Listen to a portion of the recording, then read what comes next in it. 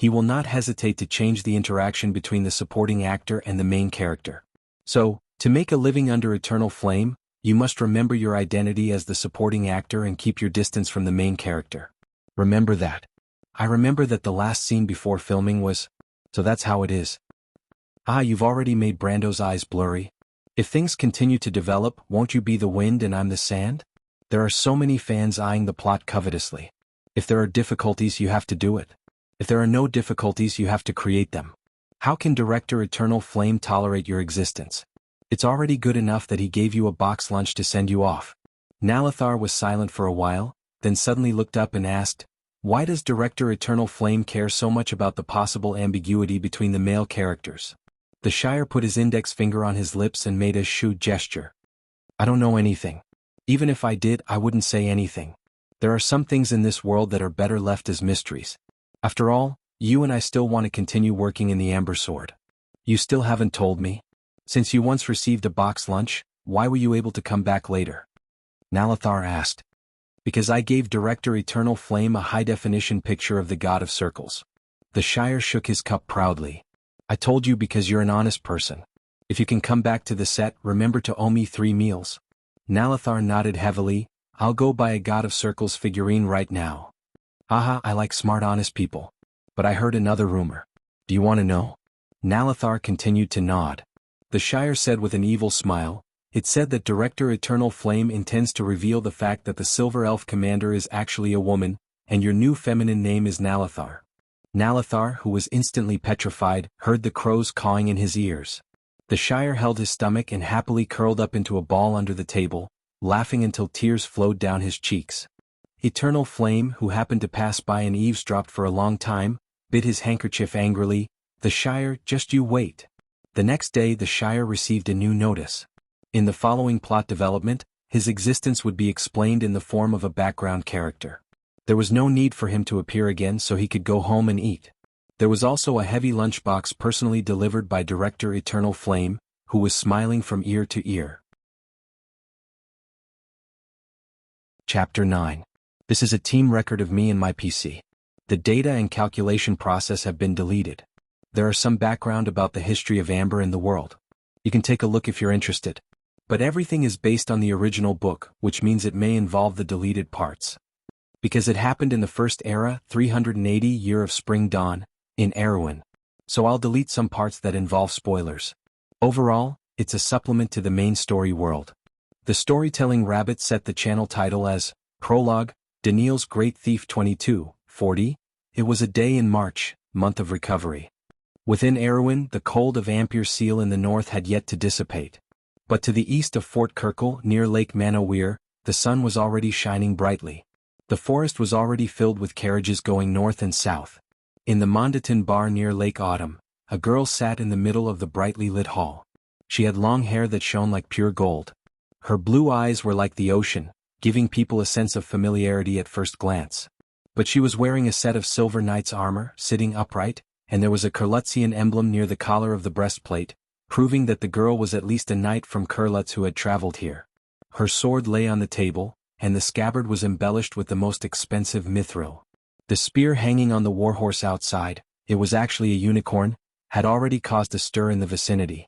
Many people came to watch. In front of her was a white porcelain teacup filled with tea with cream and honey. There was also a delicate snack. Such a snack would sell for several gold coins in the vicinity. It was hard for the bar owner to get it for her. Thank goodness for the sake of the money. Elise didn't come out for an excursion because of some noble young masters or young ladies, or for a trip under the guise of a study trip. On the contrary, she came out for a great reason, to punish evil and avenge her sister. Let me add, she ran away from home. But the name of the scoundrel slipped his mind and he forgot where he lived. But it was forgivable. After all, it was a few years ago. Anyway, after leaving Ampere Seal, it was said that I stayed there for a month, reluctant to leave the noble's private room in the luxury hotel. I suddenly remembered that the villain seemed to have some connection with the Highland Knight. So they turned back from Peddlesden, and came to Kirkle's castle by way of Magitum. Stayed by the lake for another month before continuing on the road. But after a lot of hardships I finally reached the vicinity of Erdek. There's still a week's journey, if I don't encounter anything more interesting on the way. Unfortunately, the young lady had a natural love for the good and the evil. When they passed through the Manuel area, they heard that there was an evil force in the vicinity, a bandit group with an unknown name. Anyway, you followed this bandit group and came to this village in Mundo Din. Today I lost the lead for a while, that's why I came to the bar. The bar here is so dirty. There's a thick layer of dust on the table. Your mission? Yes. This kind of place is really messy, Yizichin said. Home is still the best. But I can't let the bad guy go. Ugh, anyway, it's all that bad guy's fault. Elise clenched her fists and said seriously, don't worry. So, that what so-and-so is you over there? Yes, you seem to be called boss, right? You really haven't heard about that gang of bandits? Bad guys are indeed good tools to shirk responsibility. But your actions immediately made a few mercenaries near you quickly move away from you, as if they were afraid that you'd mistake them for a bad guy and kill them with your sword. The fat boss ran over with sweat all over his head. My lord, no, miss, how could I? He stammered his reply that when had a country bumpkin like him ever seen a great man from Kurlutz. Although he heard that the princess in the east had taught Cruz a lesson a few years ago, most of it was just a legend. How about this, Do you want me to help you ask? Well, go and come back quickly. Elise said matter-of-factly. You saw the fat boss roll away like a ball. Do you want to do anything else during this period of time? Elise looked at the dirty bar, frowned slightly, and went to the door to see Yaya.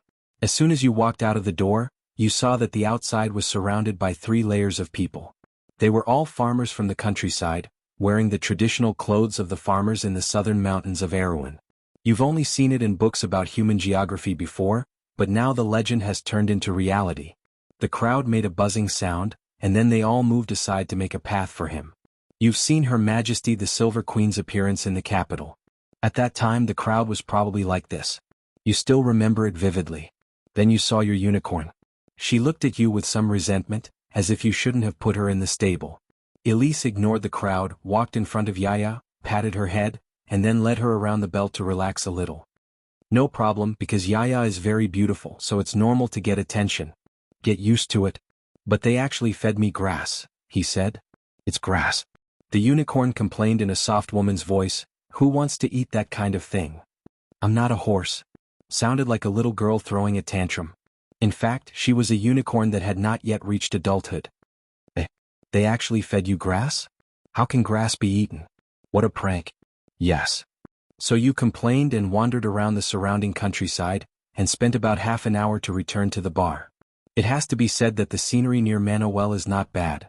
Of course it can't compare to the Empire. The round boss has been waiting for you for a long time, sweating profusely. If you hadn't left your sword in the shop, I'm afraid he would have thought that you ran away after ordering a few gold coins worth of food. Ah, miss, you're back. He said to you, wiping his perspiration. So, how is it, has there been any inquiry? I inquired from the adventurers nearby, and there seems to be such a gang of thieves nearby. Just last week a caravan was robbed by them. Oh, no, it was stolen. It's not plundering anymore. The fat boss was a little tongue-tied. When the caravan stopped at our place, they found that the goods were missing when they spent the night.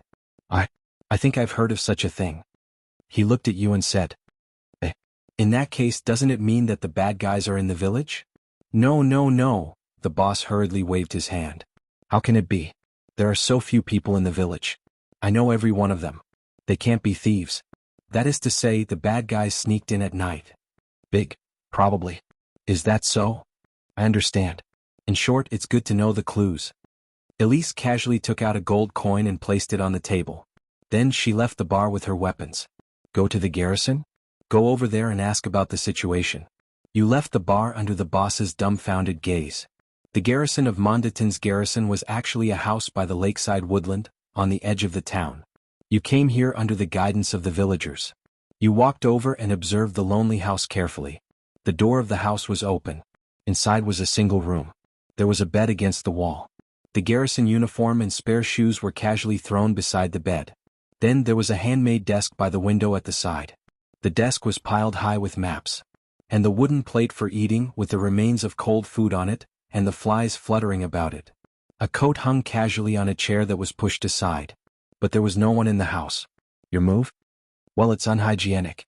As a knight, one must watch one's appearance or the Lord will lose face. Don't you understand that? Elise obviously did not want to go in. She decided to wait outside for a while and see. You waited a while. Suddenly there was a rustling sound of footsteps from the woods beside you. Looking back, you saw a young man in a waistcoat carrying a sword and sweating all over coming out of the wood. He looked as if he had just finished his sword practice. He was stunned when he saw you. Oh, there's a guest. May I ask who you are? He asked, scratching his head. Elise is looking for the bad man. Anyway, the fat one said the bad man would come to the village at night. Do you know anything about the bad man? The young man froze for a moment as if he was trying to decipher your words. Can you put it in a more simple way? Well, anyway, the caravans in the village were stolen. The boss said he knew all the people in the village. So the bad man was from outside. Oh, you mean that one. Since that's the case, if you're on guard duty, you must know about the bad guys, right? The young man passed you as if no one else was there. He went to the lake, picked up a pail of cold water and splashed it all over. Then he shook his head. That's not wrong. But I'm going to resign soon, he said, but I'm going to quit soon. Elise took a small step back and stood a little farther away from him. I'm going to be an adventurer, he said with a smile. That's why I don't care what's going on in the village. He scratched his head. Well, what about the people in the village then? Are you going to run away from protecting them? Ugh. In any case, they'll send someone else. To each his own, ain't he? Some people are born for this position and I'm born for something else. Well, that's it. Just don't want to do anything. Surely an adventurer can't be a good man without willpower. If he had a little sense of responsibility, he'd at least make sure everyone was safe before he thought about his own business. Wrong, not like that, the young man hastened to correct him. Forget it, but who are you really? A knight sent by above to inspect? He looked you up and down curiously, as if only now noticing your appearance. Ah, what a pretty Miss Knight. He couldn't help wiping his cheek. Elise is looking for the bad man. Anyway, tell Elise about the bad man. Oh, I see. He suddenly reacted. You're a student of the Boston Knight Academy, aren't you?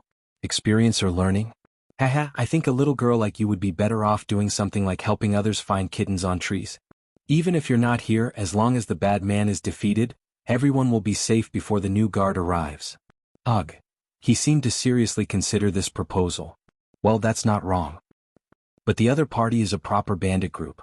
Can a little girl like you do it? Elise is of course not a problem. Because my sister said that Elise is very powerful. And Yaya is also here, although Master still said that she's far from it. He thought for a moment, not understanding your words. He scratched the corner of his mouth and muttered to himself, it seems good to do something big before leaving, but nothing can be decided easily. However, do you only have one guard on your side? If you don't have enough people, how will you protect everyone?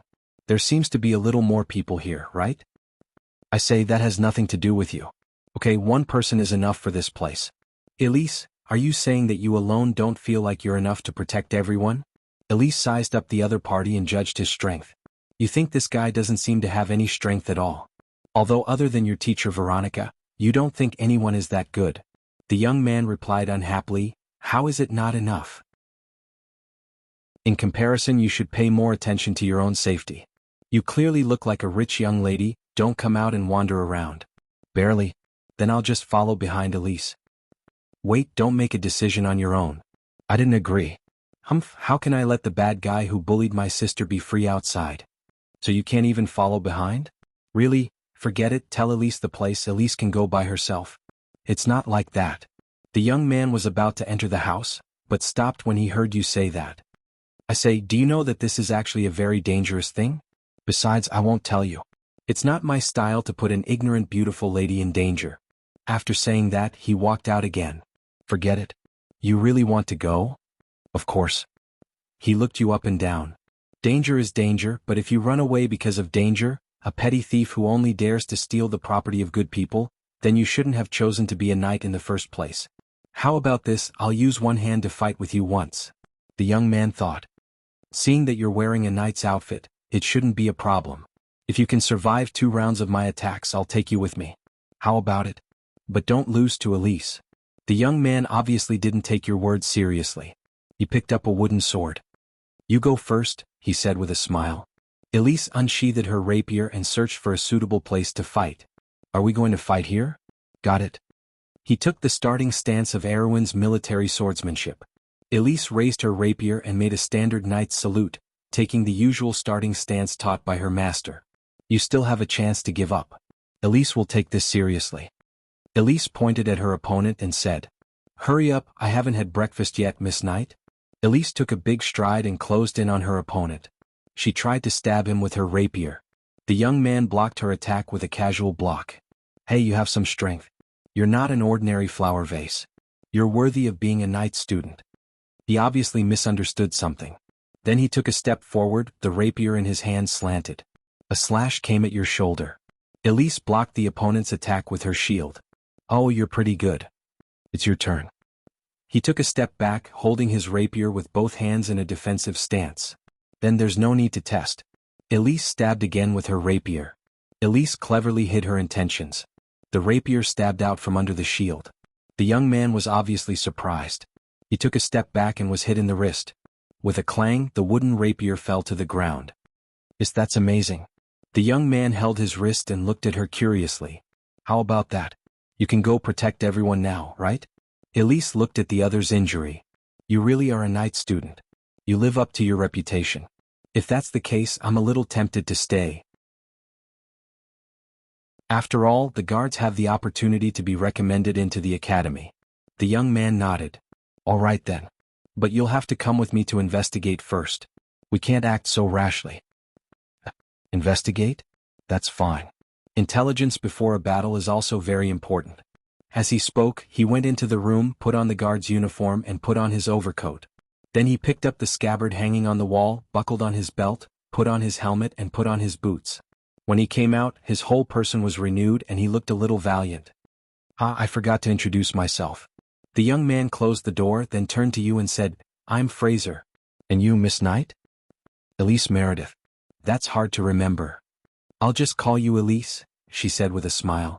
I'll let you call Elise by her name. Be grateful. Thank you, my ass. As he spoke, he let out a mottled horse from the back of the room. Then he looked at you and asked, Do you have a horse? You're a knight. Don't tell me you don't have a horse? I don't want to walk to the village with you.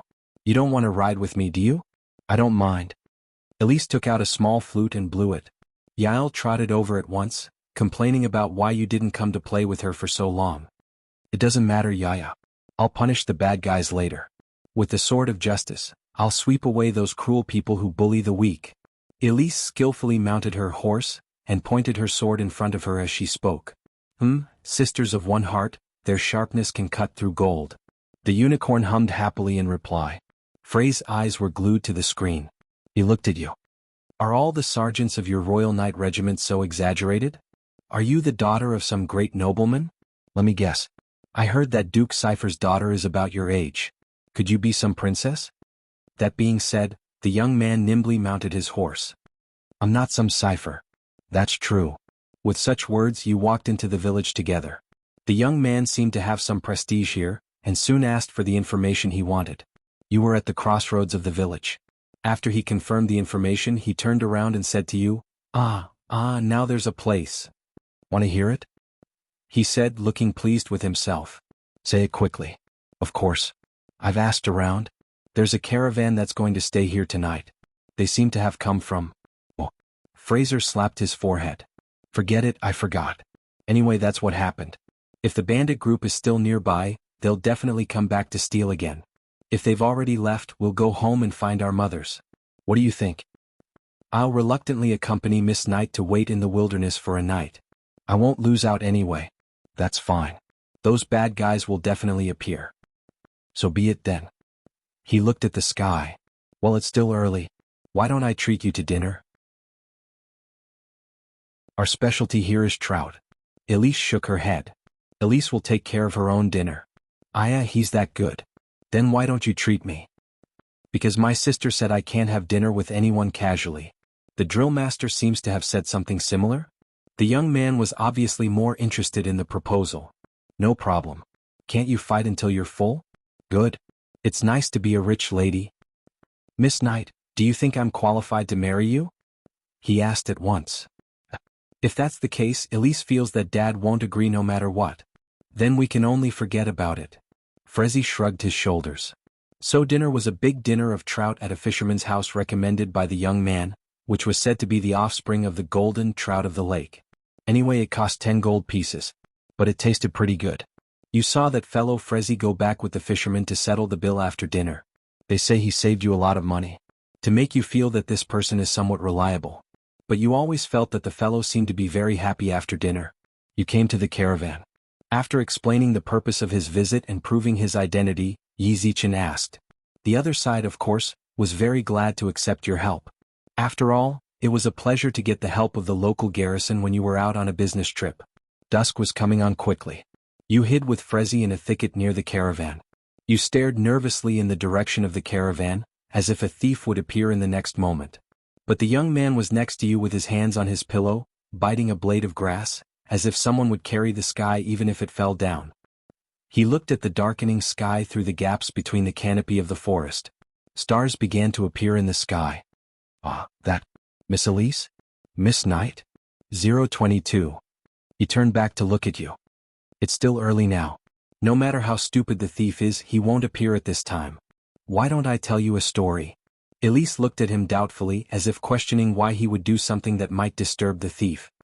Well, that's fine, but keep your voice down. Yes, yes. What kind of story do you like to hear? He asked in a low voice. Elise waved to Yaya, indicating that she should come over and listen. Just tell the story you want to tell. Then have you seen an undead before? Those skeletons. Elise thought for a moment. I've seen him in magic class. I've seen him in class. That's good. You know, to the east of our country is a kingdom of the undead. 3 years ago, those skeletons invaded our kingdom. You should know about this. You're a northerner? Then you must not know the situation at that time. Well, I know this. That's the greatest evil on earth, Madara. Elise shook her head, then continued to listen. Yes, yes, I'll tell you, I personally killed my way out of the encirclement of the undead. Do you believe it? How can I say this? Anything is possible. Like my sister, she has experienced something even more terrible, but she still appeared in front of Elise safely. Well said, then I'll tell you in detail. Why don't the others believe it? So he told you in detail about his escape experience at that time. But no matter how you listen, you feel that this guy was lucky and didn't run into a skeleton at all. It is said that his most glorious achievement was to kill a necromancer, but that necromancer clearly encountered a rock collapse in an instant before he made his move, and then was crushed to death. But in a sense, this guy's luck was indeed extraordinary. By the time he had finished the last part of the story, the sky was completely dark. You were about to refute him, when suddenly Frezi raised a finger and shook it in front of you. At the same time, the unicorn also offered you something. Elise covered her mouth with both hands and softened her movements. Then you saw the young man pick up his coat with one hand, turn over and climb up, and look in the direction of the caravan. Elise tried hard to look in the direction of the caravan. Under the starlight, you saw a short shadow clumsily approach the caravan, and then quickly enter the caravan surrounded by carriages. Behind it, there was a second, third, and fourth figure. They also sneaked in one by one. Good. Frezi's eyes lit up. Let's go, we'll catch them. Elise pointed at Yaya and asked with her eyes, can I ride her? Of course not, hey, you have some common sense. He looked at you and shook his head. You have to take off your armor too. You don't want to alert the enemy, do you? Quick, I'll go first and wait for you over there. With that, you saw him immediately and carefully climb out of the bushes and crawl in that direction. Anyway, you can't look. I know, hurry up. Elise took off her armor in a panic. His voice came from outside the bushes. It took you a few minutes to take off your armor with difficulty, revealing the knight's uniform underneath. Fortunately, this armor was specially made for you by Veronica, and you can wear it alone. Elise hung the armor on Yaya's body, then carried the sword and shield as she carefully followed Yaya. You saw that Frezi was already very close to the caravan in the starlight. And it was at this moment that you saw a short figure jump out of the caravan. The fellow looked at you in the moonlight and pointed at you. Vermin. Come on. You saw that Frezi was the first to react. You threw the overcoat in your hand at the short figure. But it didn't hit her. She nimbly dodged it. You were about 60 feet away from the caravan, and there were thorns all around you. Elise stepped carefully over the obstacles and hurried towards the caravan. Don't try to fool me with your tricks. You heard a self-satisfied voice. Then the little figure took out a book and read aloud a passage you couldn't understand. Show yourself. There was a soft thud. There was a sudden burst of bright light above your heads. The dazzling light made you squint your eyes involuntarily. Then you could see with difficulty. Beside the caravan stood a little girl with a big white wizard's hat on her head, a staff in her hand and a white scholar's robe. She looked at you with a smug face. Chapter 10. It was still the same old rules. The dice were rolled, the data was deleted, and the parts that involved spoilers were deleted. Time, April 380 year of spring dawn, on the border between Karsuk and Madara. Asterisk the storyteller rabbit changes the topic to prologue, Darnielle's great thief. A gentle breeze blows over the meadow, and the afternoon sun is a little warmer. The Skyva forest on the border, as far as the eye can see, is as still as an emerald, with a touch of soul-stirring deep green. The town is a faint arc at the end of the horizon, and only the smoke of the chimneys proves the existence of the port in the north. You move slowly along the country lane with the patrol. This is not the first time you have patrolled this road. The borders of the Skyva forest are a breeding ground for countless crimes. Smugglers and robbers run amok among them. Occasionally even Madara ghosts invade the territory of the kingdom. Only in the past Mr. Harris would have led you himself on his horse. Today is a little special. This is the first time you have led a team since your promotion to captain. You sit upright on the horse, your chainmail clattering with the jolt. You have checked your weapons carefully before you set out. The short spear is in the leather bag behind you, the great scythe hanging from the saddle. Everything is reassuringly smooth. Behind you are Austin and Owen, the two unmotivated young men. You know their families are port merchants, and most likely their elders sent them to the garrison because they could not stand their idleness outside. Fortunately, at least they obey your orders. The resourceful Henrietta rode beside you, and from time to time he surveyed the border of the forest with his telescope, but he did not say much. In the vanguard, of course, is Rodney, the blacksmith's youngest son, who has not followed in his father's footsteps, but has set his heart on doing great things in the garrison. But the truth is that even you have not seen what great things are until now. It's hard enough dealing with smugglers. The five young people, as usual, walked slowly into the strange yet familiar forest. "We're about to enter the forest," Henrietta suddenly said. He turned and looked at you. He was one of those typical cardigan men with gray-blue eyes. "Oh?" Kyoka touched her hair and looked down at her clothes. "Don't look around, big sis." Owen grinned and said from behind, "Boss is asking you to express your opinion. You're the captain now, aren't you?" Henrietta glared at him. This was a handsome young man, and his body contained enough calmness. In fact, you know that compared to you he is more suitable for the position of captain. However, he automatically gave up this position. Oh. Everyone please be alert. Be careful of poachers, bandits, and undead.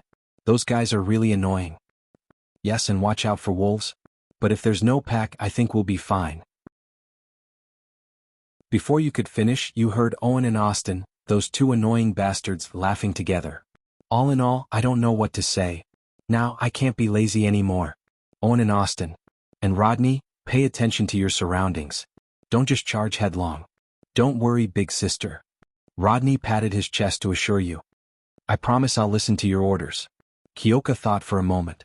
Mr. Harris had said something like that before. She thought it sounded familiar, so she said the same thing to Mr. Harris last time. However, a few days ago he was punished to swing his sword 10,000 times because of the same reason. Well then, I'm sorry to trouble you. Henrietta, please take care of them. Kyoka said to Henrietta, a little embarrassed. Only Henrik nodded. I know. It's not a problem.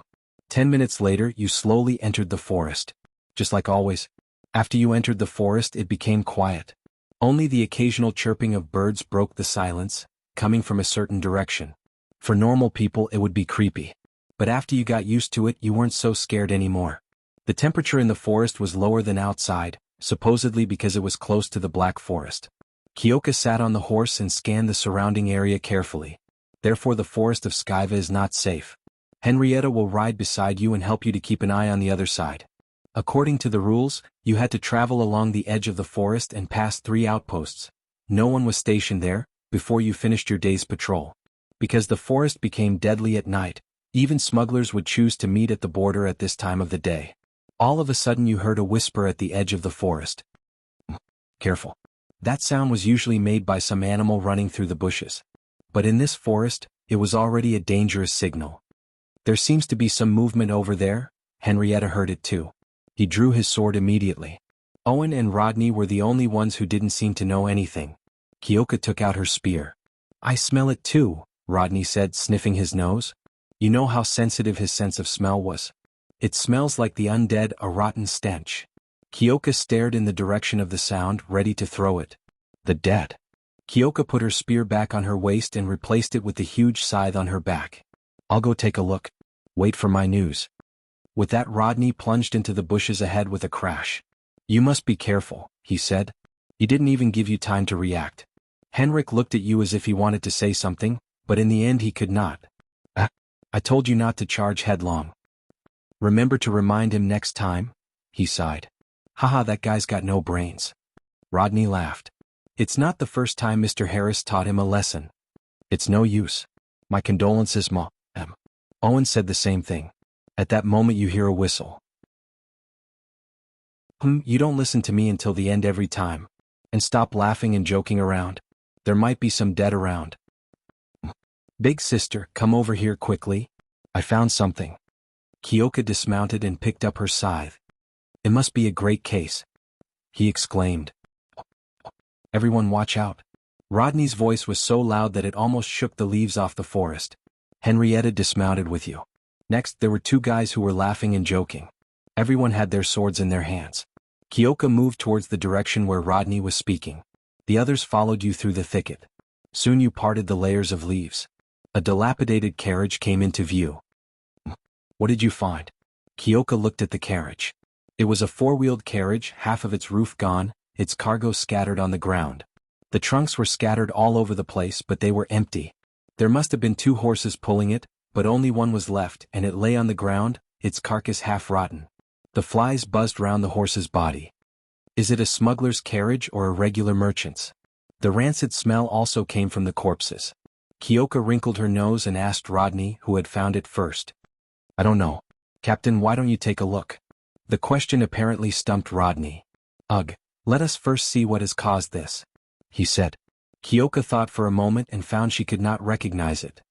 "It's a merchant's carriage," answered Henrietta with a sigh. You heard Owen and Austin chuckle behind you again, but not too loudly. "Well, thank you very much. There are a lot of merchants on the border." "I can't remember." Kyoka thanked her softly and went to examine the horse's wound.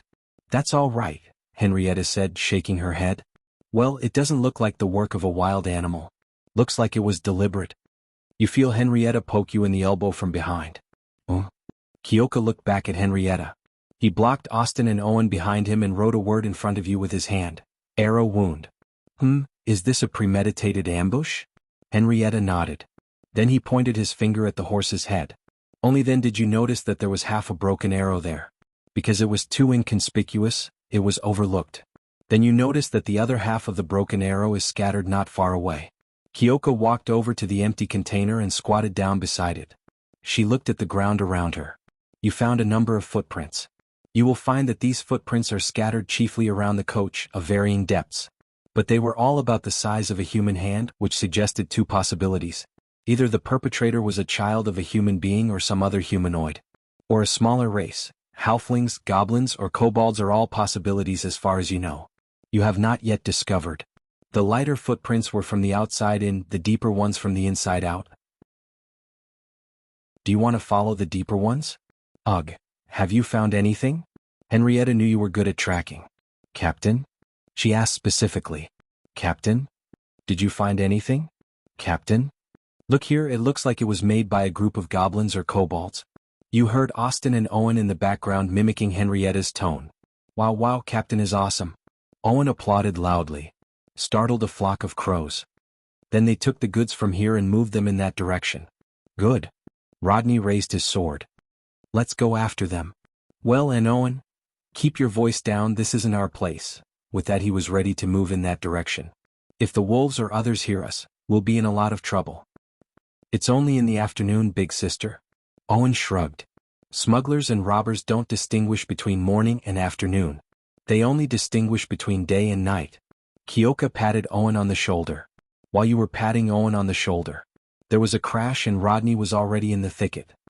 See if there's anything else worth noticing in the carriage. Wait for me. I'll go after him. Henrietta said to you, shaking her head. Rodney, you don't know which way to go. Kyoka put her hand to her forehead. Then I'll leave it to you. He nodded to you and went in too. So what's your next move?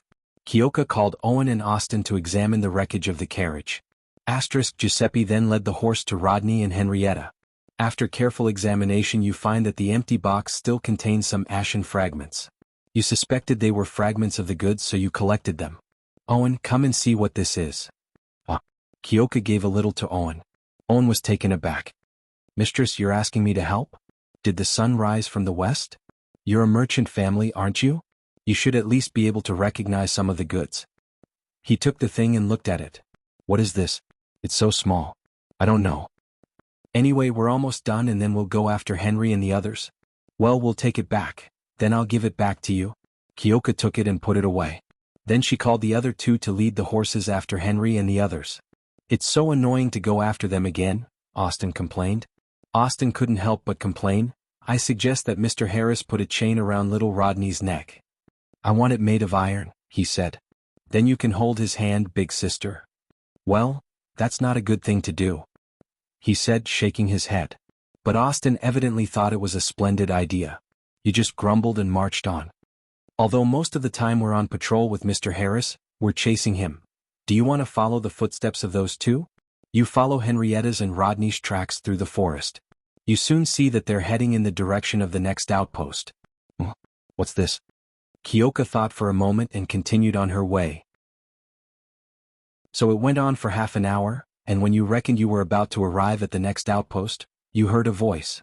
The bushes in front of you suddenly split apart and a hand covered your mouth. It was Henrietta. The young man motioned you to be quiet with his eyes. Then he let go of your hand. Keep your voices down, he said to you in a low voice. Something's up ahead. Why did you take so long to get here? Outpost? Check the wreckage in the carts. Then they followed your trail and came here, Kyoka said in a low voice. Where's Rodney? He's up ahead. You can come over here. He glanced at you and made a gesture to be quiet. Then he lowered his body and slipped into the bushes. Goblin or kobold? He didn't answer. He motioned to you to come on. Kyoka crouched down and followed him through the hole. You followed Henrietta through a small grove of goose-eared mahogany and found Rodney lying on his stomach on a small slope ahead. You knew that slope well because below it was the outpost where he usually rested. Rodney was looking through a telescope at something below. Kyoka slowly crawled over to her. When you get closer you find that this fellow is looking at the outpost below. But it was a little different than usual. There was something else in the outpost. The outpost was a lonely wooden hut in the forest, but half of it had been torn down. There was a fire in front of it and a man in a blood-red magician's robe was roasting something over it, his back to you. And beside him, there are many monsters that you have never seen before. They looked a little like human children, naked and red all over, with little wings and horns and a little tail. You counted, there were 3 of them. They were all around the magician. Directly opposite the magician was a man dressed as a knight in black armor, polishing his sword. Captain, you're here, exclaimed Rodney as soon as he saw you. Kyoka made a shushing gesture to him. Henrietta glared back at him at once. He was startled and shut up. You looked down. Fortunately, they didn't seem to notice anything out of the ordinary because of the distance. Kyoka tells Henry to shut up too. Owen and the others. The men shrugged their shoulders. Captain, shall we go and kill them? Rodney mouthed to you. That's disgusting. They must be villains. He looks at you with a certain eagerness. Stop, don't go. This group is completely different from the bandits and smugglers we've encountered before. Lucien's eyes narrowed. You saw Henrietta reach out to Rodney. The muscle man froze for a moment, then returned the binoculars to him. Kyoka mouthed the words. He nodded his head. I think so too. He handed the binoculars to you. You'd better take a look. Well, I've never seen those 3 strange creatures before. Kyoka took the binoculars and looked down. His field of vision was magnified a little. You saw clearly that the magician was focused on roasting a hand. It looked like a human hand. 2158. Not far from him, the mutilated body of a man dressed as a merchant lay there. You resist the nausea and look away a little. Then you saw 3 people tied up in the demolished house. 2 of them were women, 1 was a boy. But it was evident that they had fainted from fright. Kyoka tugs on Henry's arm. Kyoka's face was pale. She didn't look very well. Henrietta looked at you like she was asking for your opinion. There are 3 commoners. They should be the family members of the carriage that was smashed. But that group of people is not easy to deal with when they start up again. Theoretically, we should go back the way we came at once and report to Mr. Harris about the situation here. But it doesn't make sense to leave those commoners behind. So you want to save them? He asked. Let one of the men go back and report and then we'll try. How about that? It's not a good time to split up. He shook his head. If you want to attack, then attack together. Rodney nodded his head vigorously. Owen and Austin nodded to you too. But if they're strong and we can't get away, at least someone has to tell Mr. Harris what's going on here. Don't worry. If we die, Mr. Harris will know what's going on here, Owen answered casually. But he doesn't know who they are. What's that got to do with us? Austin said disgruntledly. There's no way we'll leave you guys to fight. Will Rodney leave? Austin said unhappily. In the end, the boss will leave you behind. Whoa. He got a knock on the head. Henrietta won't go anyway. Ask her. Everyone was looking at you. Forget it. We don't care. Then everyone pay attention. Move stealthily. Best to knock out the wizard with the first blow. Understood. No problem. But then again, you seem to be the one with the worst stealthiness around here, big sister. Don't say it out loud. Owen said. Big sister, you don't even do as well as Rodney in tactics class, Owen said suddenly. Rodney chuckled. So what do we do? Austin asked. Go up and beat them up? I'll go up. When we're a certain distance away, I'll charge over and disturb them, and then you guys take out the wizard in the confusion. Kyoka glanced habitually at Henry beside her. Did you see them have bows? Henrietta asked calmly. Kyoka thought for a moment. No. But if it's a wizard, he should be able to use some spells. But the merchant's horse was killed by an arrow. Henrietta said. In other words, they have sentries nearby? Hit the horse's head, killed by an arrow. That's not something a wizard or an amateur soldier can do. He analyzed it for you. A very powerful sentinel? Then he nodded to you. At least there's a professional archer. If you want to fight, we have to find him first. Then we have to find the archer first. Sure enough? He nodded his head to you. The direction of their defense should be in the direction of the road we came from, right? Or in a blind spot that the wizard in night can't see. Look with the binoculars first. Yes. Kyoka took the binoculars and tried to find the traces left by the other side to deduce where they were. 22-21 Follow the path you came from. Look for the blind spots of the mages and knights. He quickly locked onto an area. It was an ancient tree with thick branches.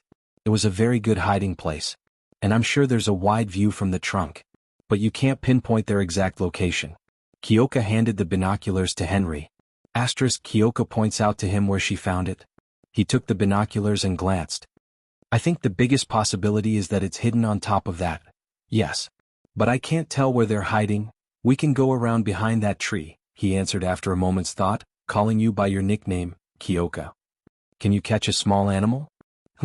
I'll try. Yes, we'll wait for you here. Kyoka crawled backward, trying to catch a small animal. You spent some time and finally hit a squirrel with a pebble. Kyoka climbed up again, holding the squirrel by the tail. Is this okay? Yes. Let's go. He motioned for you to take the lead. If I want to hide it, I think I'm in danger. Kyoka muttered a few words, then led the way around the back of the tree. You took care to make a longer detour to avoid being exposed. You stopped when you were far enough away. It was behind the tree west of the outpost. Looking up from here, the dark green treetop was quiet. That person was either not up there, or he was extremely skilled at hiding and did not give himself away. Kyoka mouthed a question to Henry. Throw the little squirrel out? He gave you an admiring look, nodding encouragingly. Big sister's getting smarter, Owen mouthed to Austin. We can die without regrets, was Austin's reply. Kyoka let the little squirrel out carefully to the side of the tree. The little thing darted out with a whoosh. Kyoka stared at the tree carefully. At that moment you saw a slight movement in the crown of the tree. You saw an archer in a green cloak, wrapped in leaves, raise his bow slightly. You saw him when he moved. But when he saw the squirrel, he pulled back his hand. This guy was very alert. After waiting for a while, he actually changed his position again. You saw him climb up the other tree trunk. Then he stopped there. Kyoka mouthed to Henry, the archers found it on the tree over there? He pondered for a moment. How close do you have to get to be sure you can hit him? He asked. I'll be fine from here, Owen said, glancing over there. Kyoka made a 20-foot gesture with her hand.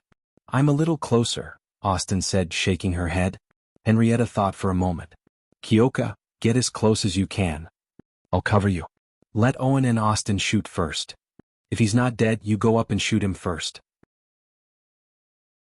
We may have but one chance, he said. Is that okay? He looked up.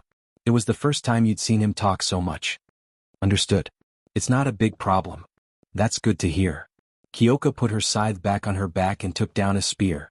Kyoka began to crawl as far as she could toward a position where she wouldn't be seen.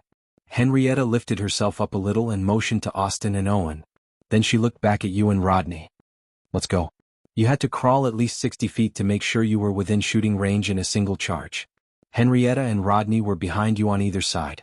You watched the archer in the canopy nervously. For a moment you noticed him move slightly, frighten you to a halt.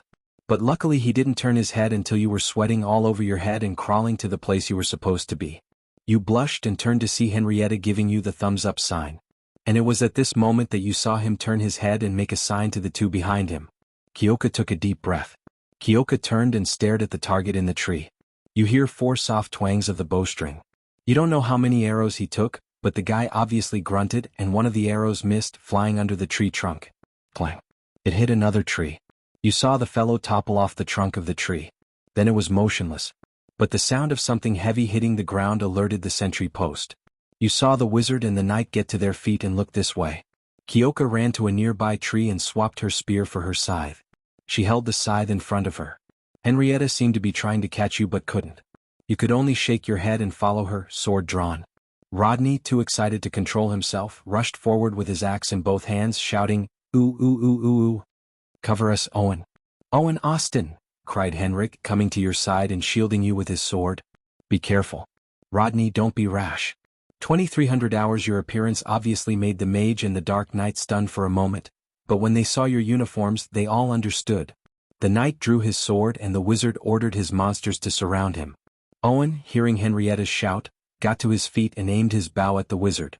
"Die, scoundrel," he shouted. You saw his arrow hit the magician in the shoulder.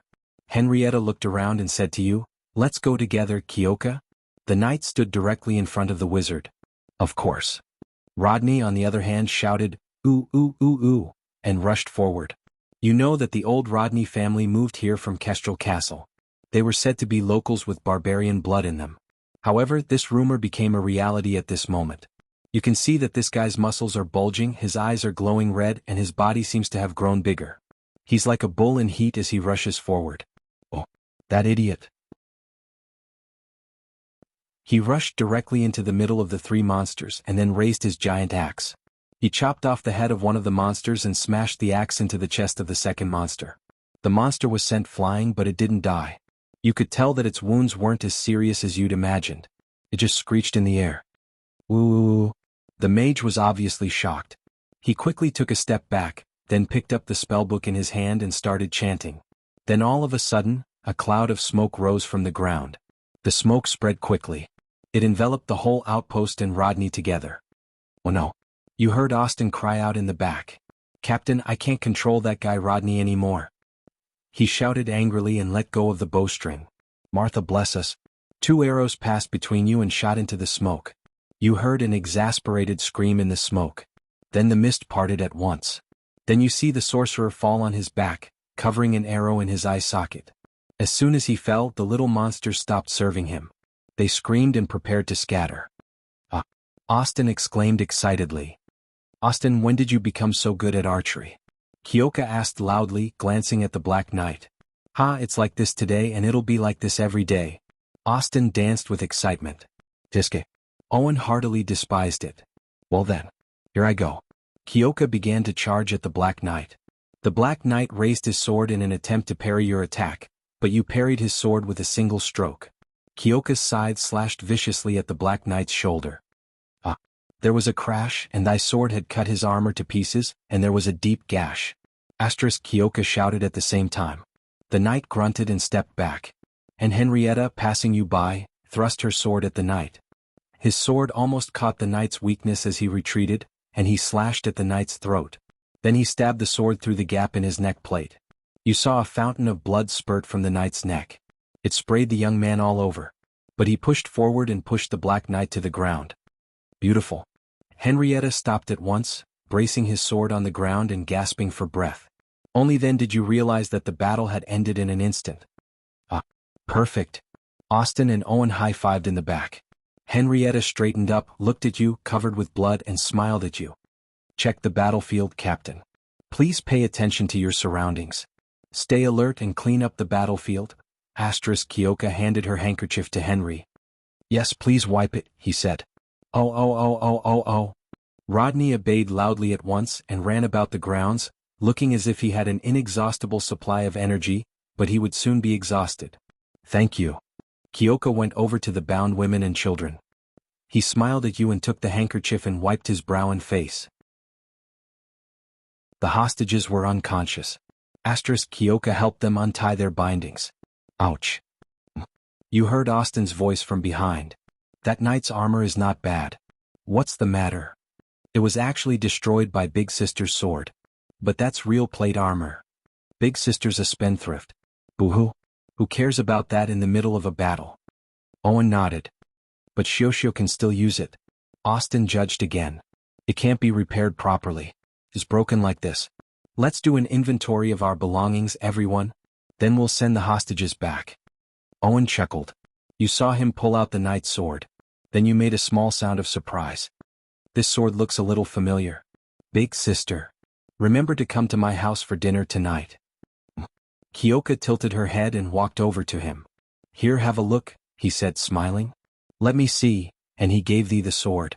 Kyoka took the sword and examined it carefully. It is indeed a sword you know well. Made in the 32nd year with ivy sigils on the sword, commemorating the victory on the Groningen Plateau. When His Majesty changed the standard of the cavalry sword, the sword was changed from the original 2 arms length to 1.5 arms length. The copper ornaments on the guard were also replaced with common iron flowers. This was to save costs and adapt to the November War that was getting longer and longer. It was a cavalry sword. But the point is, that sword is engraved with a name that you will never forget for the rest of your life. Hubbard Samar. The name of your father. Chapter 11. The sergeant in the militia teaching team didn't lie to me. The necessary experience can save your life at a critical moment. If it wasn't for that 1 month of training, I'm afraid I wouldn't have been able to dodge that fatal strike in my sleep. The sudden attack triggered a lightning-like alarm and woke me up from my slumber. When I opened my eyes and saw the sharp long sword, I couldn't help but feel a piercing chill from the bottom of my heart. How terrifying. But to be honest, I don't know how I reacted at that time. Perhaps it was an instinct cultivated by the long-term training, but I tilted my head at the critical moment and the sword grazed my ear. At the critical moment, then I saw the emblem of Blumanto's blooming black rose insignia on the steel longsword. It was inlaid on a square iron plate. I was stunned for a moment before I could recognize it. Madara's undead army. It was as if a bucket of cold water had been poured over my head, waking me up completely. Damn it, why are these things here? I clearly remember that I was on vacation at an old house in the countryside of Buchi. It was a property left behind by my grandfather. I asked the old man's permission to stay here temporarily and help him take care of the old house. My mother was a Karogoth, which was the closest blood to nobility in my body. But my father was just an ordinary miller. He didn't even participate in the famous November War like my grandfather and received the Candlelight Medal. He was just an honest middle-aged man. As for me, I was just an ordinary young man who could be found anywhere in the kingdom. My biggest dream was to join the army or go out on an adventure and earn a big family fortune. Maybe I could find a beautiful wife to spend the rest of my life with. How perfect. But let's not talk about that. Right now, there was a terrifying undead beside my bed that wanted to kill me. My heart was in a mess. Fortunately, the things that the instructor taught me were still in my head, and I didn't throw them out of my head because of my chaotic thoughts. I thought back for a moment. My sword should be beside the bed, but that skeleton wouldn't give me the chance to reach for it. Now I realized that this wasn't a good habit. Next time I'll remember to put it under my pillow. Of course, these thoughts only existed for a moment in my plan. I instinctively jumped out and rolled off the bed. At the same time, I pulled the skeleton that was standing next to my bed to the ground. At this moment, I remembered every word that the instructor said during the first combat lesson. Remember, these are Madara's lowest soldiers. They are driven by pure soul fire. They move slowly, lack intelligence, and are weak. However, before I could finish my thoughts, a huge force surged from below me. It was as if I wasn't suppressing a skeleton but a bull. In short, an irresistible force sent me flying outwards, and I slammed into a cabinet on the side. I heard my bones and my bookcase groaning in unison, and I gritted my teeth at the excruciating pain coursing through my body. But I shook my head to shake off the dizziness, because I remembered what I had to do. In my shaky vision, the skeleton had stood up to pull out the sword it had stuck in the bed. Its movements were indeed very stiff, but how could its strength be considered weak? But I had to turn around and run because the guy had pulled out its sword and became a dangerous presence again. As for me, I knew that I was no match for it. Even if there were 3 of me, I wouldn't be able to defeat it. More importantly, I didn't have a weapon in my hand. My sword was blocked by it. Of course, I believed that it was just a coincidence because skeletons don't have intelligence. As I scrambled to the door, I could not help cursing my bad luck, for I saw that the door to the hall below had been smashed open, and a cold moonlight spilled in. The moonlight would have been poetic if it had not been for the fact that there was another set of white skeletons in the hall. I noticed that this Madara low-level existence had just walked in. It was holding a steel sword in its hand. The skeleton was wearing Madara's chainmail, and it was wearing a black helmet. But what made me feel the most depressed was that it raised its head and locked onto me with 2 scarlet flames dancing in its black eye sockets. It seemed that it had seen me. There was a wolf in front and a tiger behind. This wasn't a good sign. Honorable Martha, I couldn't help but pray to the God in my heart. I was only 19 years old this year. I couldn't die in such a remote place. That's right, I still haven't confessed to the woman I like. When I thought of the charming young merchant girl, my heart couldn't help but beat faster. Her house was just across from mine. I couldn't let the woman I like be in danger. I calmed down and tried to find a way to escape. My mind was spinning fast. At this time, the lesson of the sergeant came into my mind. Only when you calm down can you fight. This view coincided with my current situation. But I didn't have a weapon in hand. I couldn't fight a beast with my bare hands, right? I panted and leaned against the wall nervously. I looked around frantically. Although this old house couldn't be said to be barren, there wasn't anything in the hall that could be used as a temporary weapon. If only my grandfather had been a great nobleman. I have been to the Earl of Remington's house, and there are shields, swords, and axes hanging on the walls in their main hall, which is 5 times the size of this one. I should be able to easily find a suitable weapon in there. Moreover, my swordsmanship wasn't bad. I wasn't bragging. The old sergeant had personally praised me. He said that my swordsmanship was the best in our batch of students. Even that kid from the Breton family wasn't my opponent. Although I always envied him for having a father who was a local officer. If my father was a local officer, I would definitely be able to join the guards. Of course, it was useless to say that now. In short, my sword and I were still separated by the skeleton soldier from before. Although they couldn't run, their walking speed was about the same as an ordinary person's. Their movements were a little stiff, but they were only a little slower than an adult. If it was on the training ground, I bet that I could play around with them. But in this narrow space, I would probably be stabbed if I rushed forward. The 2 skeletons were getting closer and closer. The ka-ka-ka sound of their footsteps was like knocking on my heart. My heartbeat was like thunder, thumping non-stop. I was at a loss. The skeleton from the bedroom walked out. It paused for a moment, then turned around and walked towards me. I subconsciously took a step back and my back bumped into something hard. Only then did I remember that there was an oil painting hanging on my back. This painting was passed down from my grandfather's generation. It was said that it was a family heirloom. The cripple from the Black Pepper Alley once said that he wanted to buy this painting for 10 gold coins, but my father refused. My father was a stubborn old man, but I was different from him. If it wasn't for this incident, I often thought that I would sell this painting when I reached the end of my road. Then I would buy a beautiful horse and travel the continent with the young lady who dreamed of being a merchant. But I couldn't care about that now. This family heirloom was going to save my life. I turned around and grabbed the wooden frame of the painting and pulled it down. At this time, I wasn't in the mood to worry about whether or not I would damage it. This thing was worth at least 10 gold coins, although I suspected that it was worth more because the cripple from the Black Pepper Alley was famous for being stingy. 10 gold coins was a large amount of wealth. The most money I had seen in my life was 10 silver coins. I couldn't help but take a deep breath. I could feel my hands trembling. I thought that I would throw this painting at the terrifying undead and slip away when it was on guard. Then, I would get my sword and use my swordsmanship to smash these 2 skeletons into pieces. Of course, I could also do the same, but I would have to run to the streets. But I couldn't guarantee that there wouldn't be things like these outside. Rushing out barehanded would be seeking death. Thus, I made up my mind and felt that it was better to be a little braver. Although this was only an ideal idea, maybe it would ignore everything and stab me with its sword. Then I would have to go see Martha-sama. I couldn't help but think, would they erect a tombstone for me that would say, "Poor Brando, he obviously guessed wrongly"? I shuddered and quickly shook my head to get rid of the ghostly thought that was occupying my mind. Pa, I won't die. Then I looked at the dusty oil painting in my hands.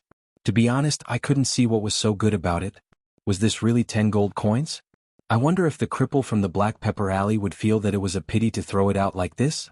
However, that terrifying undead was already right in front of me.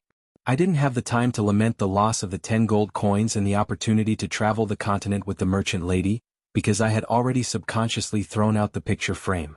I threw it accurately and the painting flew in a straight line towards the white skeleton. Great, that idiot raised his sword and slashed horizontally. I saw the dusty oil painting split into 2 pieces in midair. What a strong force. But fortunately, the sergeant didn't lie about the crucial point. These skeletons really lacked intelligence. As soon as this question flashed through my mind, I subconsciously rushed out. My bedroom door wasn't far from me. Thank you, Martha-sama. I only needed to rush out a few more steps to see my sword lying there quietly. That sword was also one of my family heirlooms. My grandfather once used it in battle. It was said that he was a servant of a knight for a period of time and this sword was bestowed to him by that knight. That sword should be from the year 32. There was an ivy imprint on the sword to commemorate the victory of the Battle of Grimoires. I remember that year, His Majesty changed the design of the cavalry sword. The sword was changed from the original 2-arm length to 1 arm and a half. The copper ornaments on the guard were also changed to ordinary iron flowers. This was to reduce the cost and adapt to the November War that was getting longer and longer.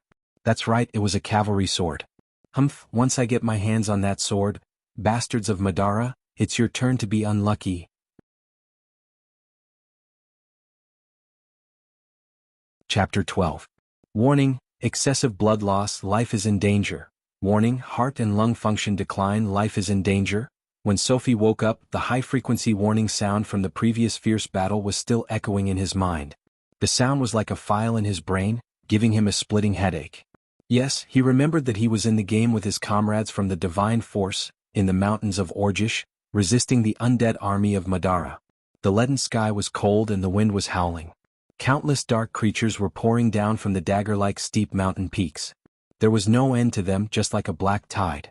There were tens of thousands of skeletons as well as liches hidden in the sea of bones, as well as bone dragons and gloomy spirits circling in the sky.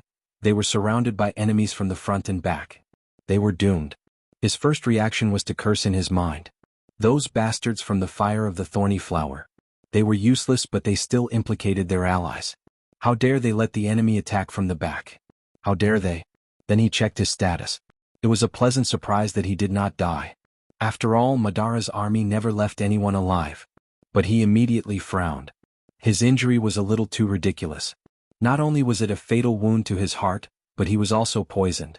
Wait, poisoned? Didn't he already complete the quest for the perfect body? How could the body of the Argent clan be corroded by these low-level dark creatures? But what the hell are the officials doing? He did not have much time to question this point. The young man coughed weakly and sat up from the dusty ground. He realized that the dark corrosion was a small matter.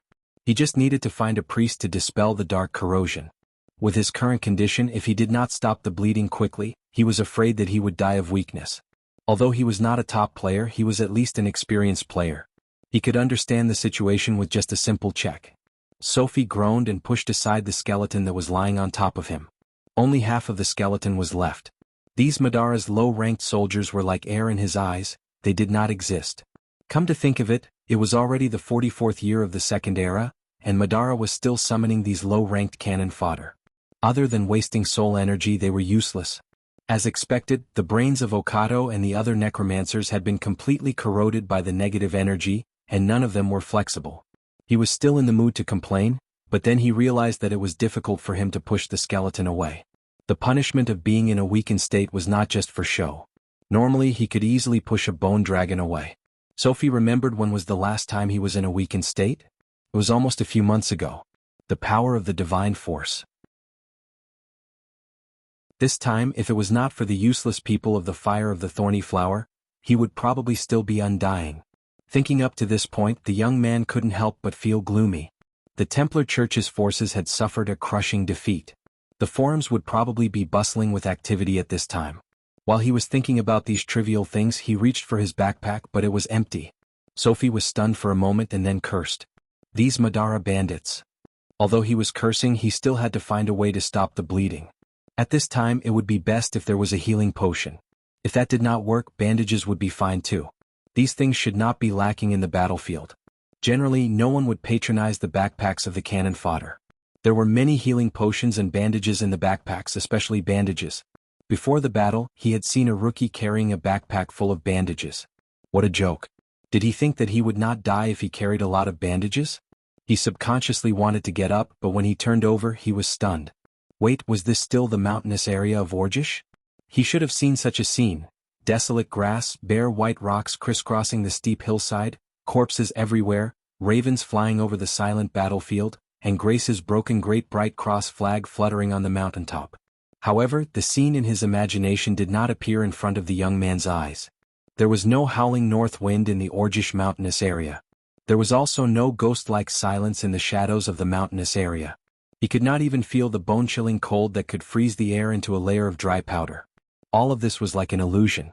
When this illusion was shattered, he suddenly realized that he was lying on the floor of a quiet, dilapidated and old house. The floor was made of smooth wooden planks nailed together, and there was a pool of eye-catching scarlet blood on top of them. He could not help but be stunned for a moment, and subconsciously touched his chest. But a sharp pain interrupted his movement. The young man screamed and clenched his teeth. The wound was his and the blood was also his. But where was this place? He was vaguely familiar with the style of the house. The main hall was on the first floor, and the corridor on the second floor led to various rooms. The guest room, kitchen, and storage were on the lower floor. Yes, this was the architectural style of the southern part of Erewhon, and it was not a room that ordinary civilians could afford to live in. Although it was a little old, it could be determined that the original owner of this room must have had some status. The southern part of Erewhon.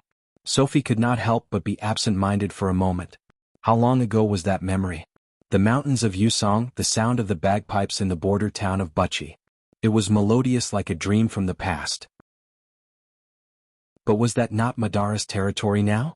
In his memory, Erewhon had been destroyed long ago.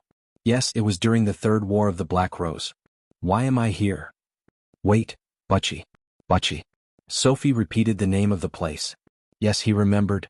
His name was Brando and he was born in Brags. Half of Catarago's blood flowed in his body. This half came from his mother, but he did not appear noble because of this noble blood. Because his father was just a civilian. Although his grandfather's generation had participated in the November War and received the Candlelight Medal, in the end they were just a family of night in the past. No. Sophie's heart suddenly felt a burst of alarm. What kind of nonsense was this? No, he was Sophie, a citizen of the People's Republic of China. But a voice in his head immediately told him so. You are Sophie and also Brando. Suddenly, a chill crawled up Sophie's spine. He held his breath and suddenly found that there seemed to be something more in his memory. It was the memory of the young man called Brando, like a tide rushing into his thoughts. Or it could be said that an uninvited guest had rashly barged in. Sophie's breathing became hurried and his pupils dilated. He immediately remembered that sword that made his heart palpitate, and that terrifying white skeleton. He struggled to get rid of this terrible scene, but as his memories became more and more vivid, he became more and more exhausted. His brain throbbed in pain and his forehead was dripping with sweat. He suddenly remembered how he came here. It was indeed a great battle. The battle between the church's Night Nation, Grace, and Madara. He was attacked from the back and was in a desperate situation. He remembered that his character died at the hands of a necromancer. After the brilliant green light of the disintegration ray, the world returned to darkness. That was originally the game's setting. Death should have lasted for 12 hours, but who could explain it to him? Why would a normal death in the game lead him to this place? This world? His mind was in a mess. If there was a word to describe his chaotic thoughts, it would be absurd. Absurd. He already understood what kind of absurd thing had happened to him. He had transmigrated. His soul had transmigrated into this world, into the body of a deceased person called Brando. No, it should be said that they had merged into one. Sophie's hands tightly grasped the floor and his knuckles were a little numb. he looked at his own hands. His hands were a little slender and his skin was pale and sickly. Although he was mentally prepared, he still couldn't help but be shocked. He was a citizen of the People's Republic of China, a Han Chinese, and belonged to the Mongolian race. His skin should be a healthy light yellow, but even if his character in the game was adjusted, it shouldn't be like this. His heart was pounding and he was out of his wits. It could be said that he had all the memories of the original owner of this body in the short 19 years of his life. But from another perspective, he had no idea what he was going to face. Perhaps from the soul he could feel all the thoughts of the young man called Brando. Ideals, obsessions, what he loved, what he hated. It was like after a rebirth, he had completed 19 years of mental journey. Everything of the other person was his everything, as if they were originally one. But when the two dreams intertwined together, it always made him feel a little overwhelmed. I am Sophie. But I am also Brando. A sense of weakness gushed out from the deepest part of Sophie's heart, and instantly spread throughout his body. He finally let out a long sigh and finally calmed down a little bit. Forget it, since he was already here he might as well make the best of it. Sophie couldn't help but shake his head and looked at his hands, but with this little strength, he still has the nerve to call himself the best swordsman. He thought of Brando and couldn't help but laugh at himself, but unexpectedly felt a little relaxed. Well, since he left that world he had nothing to worry about anyway. But a flash of lightning cut through the darkness, and Sophie suddenly felt that this might be another chance given to him by the heavens. Once this thought was ignited, it spread uncontrollably in his heart. Because he thought of another thing. It can't be wrong, Erwin. It was a country that had already fallen in the game, and in Brando's memory the year of blossoms and summer leaves, that was the 375th year of the first era, and the history in the game had already been written. The 44th year of the second era. Like a person who suddenly discovered that he had become a prophet, a terrifying shudder swept through Sophie's body. Yes. Here, no one was more familiar with what was happening and what would happen in this world than him. In his previous life he had done nothing, hiding in the game to escape reality, and in this life, what should he do to be worthy of his second life? Sophie couldn't help but be a little absent-minded. This was the year of blossoms and summer leaves, the year when the first war of the Black Roses began. In this war, Erwin suffered a crushing defeat, but also embarked on the road to prosperity. He just happened to be the one who experienced this war personally. He remembered that it was the first time he came into contact with the world of the game, and the first country he chose was Erwin. He was once a complete newbie, and it was precisely in this war that he grew up. The beginning of the war was accompanied by the one-sided defeat of Erwin, and the situation gradually improved until the arrival of the Burgess Mountain Corps. Sophie's memory of this tragic war was very deep. He had followed the local garrison, but the survivors were less than 1 in 10. He was just an ordinary person, whether it was in his previous life or this life. Brando's swordsmanship was nothing, and in the beginning of this war Madara's surprise attack was a textbook classic, fast and ruthless, silent, and when the ancient kingdom reacted, the garrison in this area had already suffered a disaster. It was on this day that Brando must have met the scouts of Madara's army. Sophie suddenly felt a chill down his spine, and only by surviving could he realize his ambitions. He knew that he had to save himself, and first of all, he had to find tools to stop the bleeding. The young man struggled to stand up by grabbing the handrail on the side of the corridor. Then he saw the structure of the room clearly, and just as he imagined, Erwin's southern architectural style was so familiar to him, because he had spent the most unforgettable time here. Erwin, I'm back again, Sophie couldn't help but whisper softly.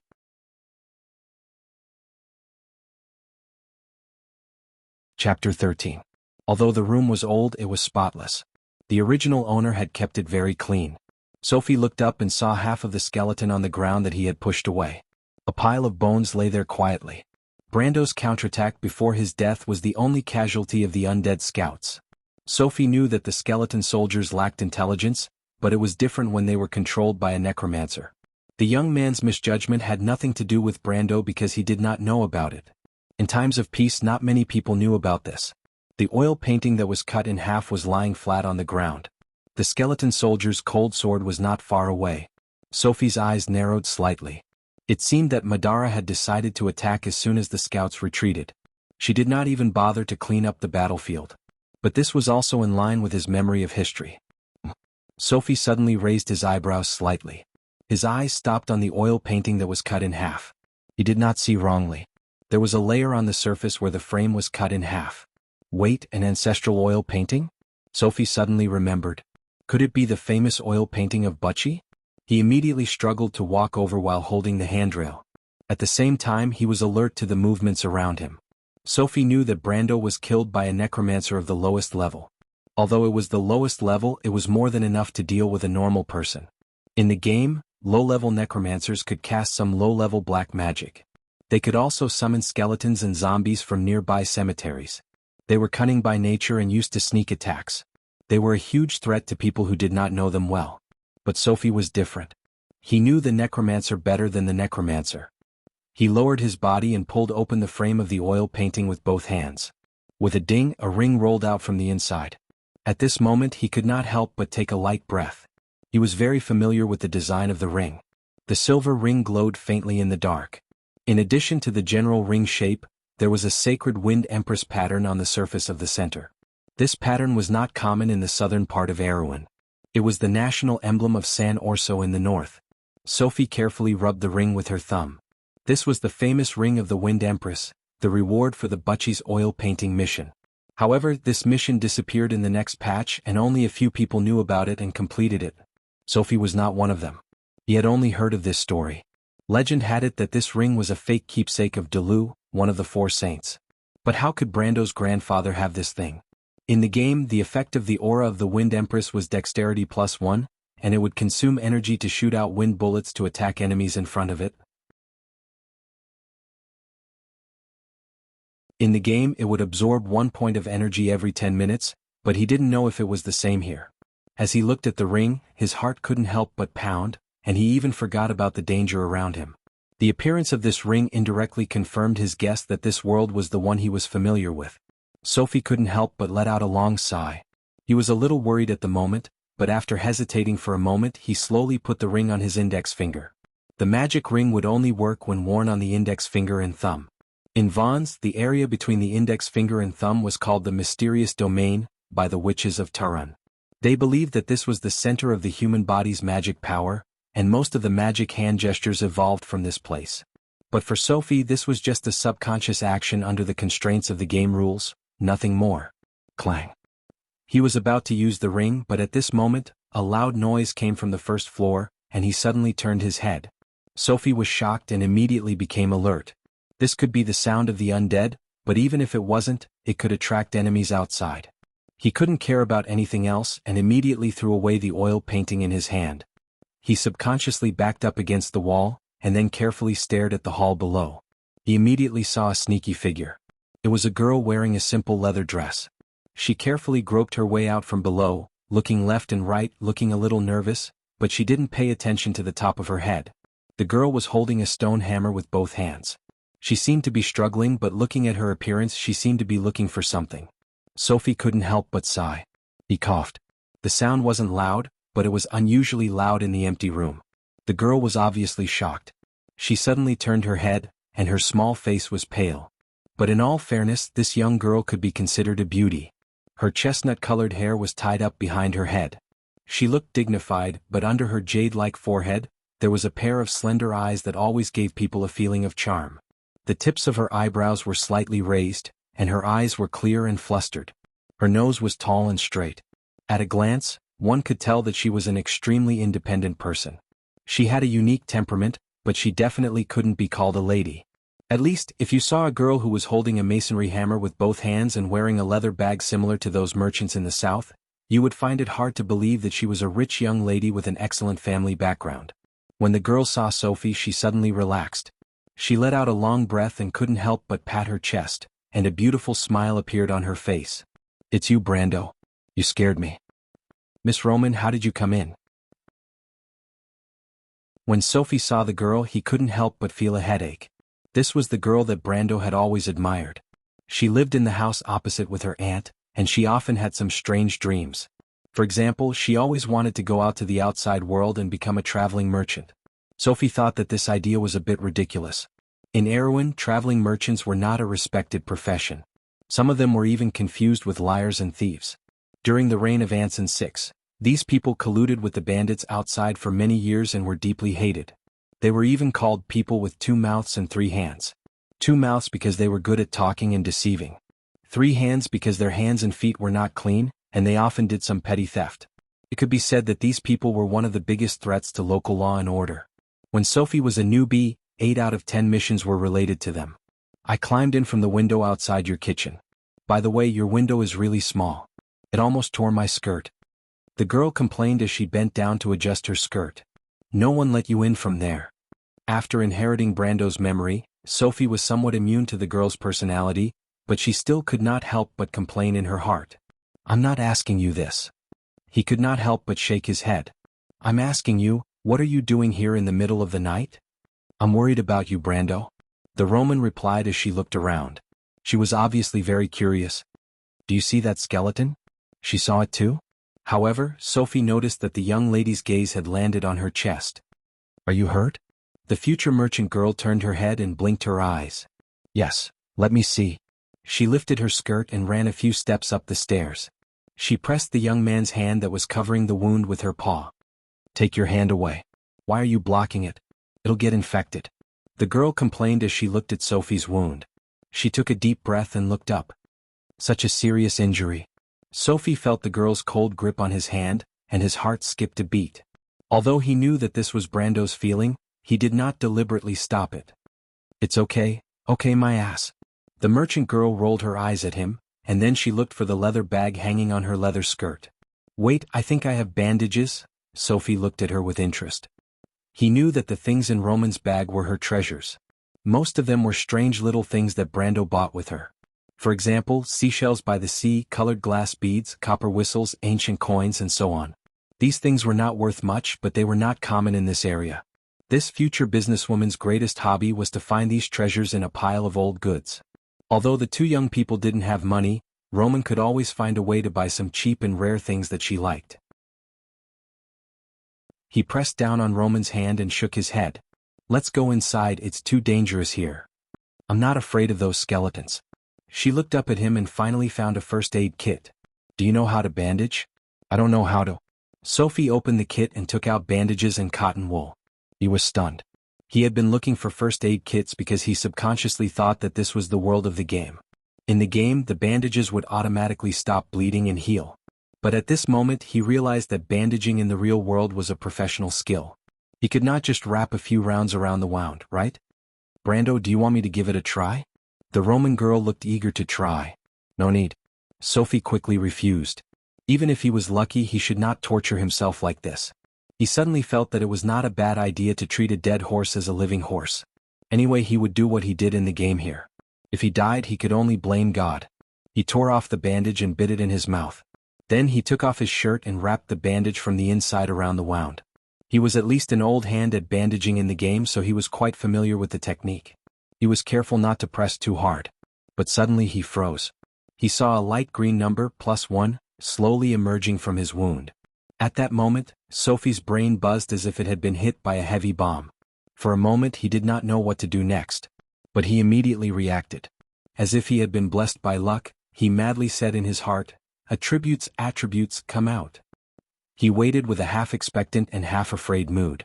After waiting for about a second, a set of faint data appeared on his arms, thighs, joints, body, and heart. Strength 1. 0, dexterity 2. 0, physique 0. 9. Then another set of data floated in his vision like a ghost. Intelligence 1. 1 will 1. 3 wisdom 1. 0. Absolute strength 1. 0. Elemental attribute, unawakened.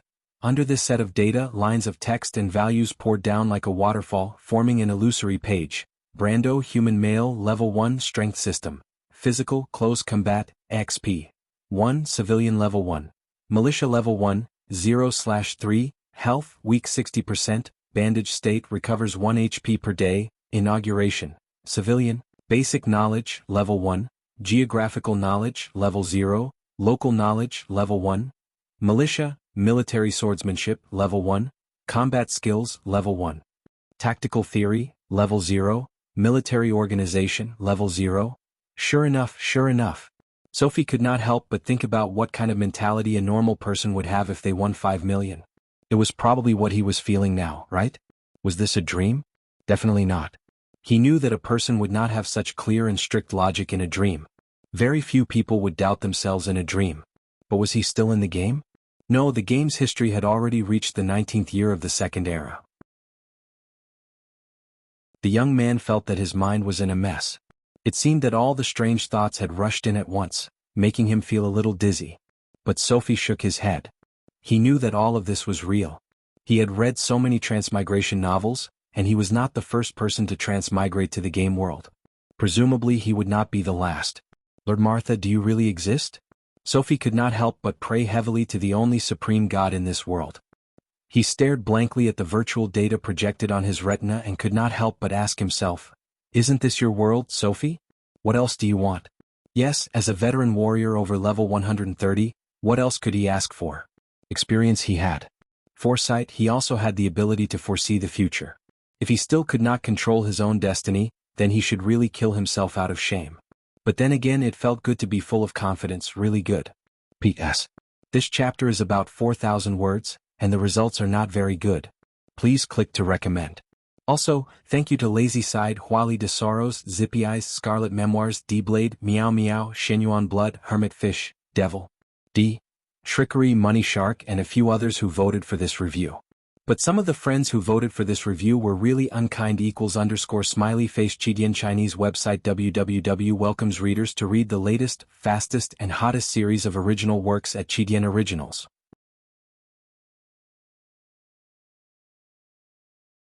Chapter 14. Brando? Roman poked his arm, and Sophie was immersed in checking his own attributes. His strength was only 1 ounce. He could not help but curse the NPC for having no human rights. Even a skeleton had 1.5 ounces of strength. All the numerical units on the attributes were OZ, which was the abbreviation of the ancient word Oath.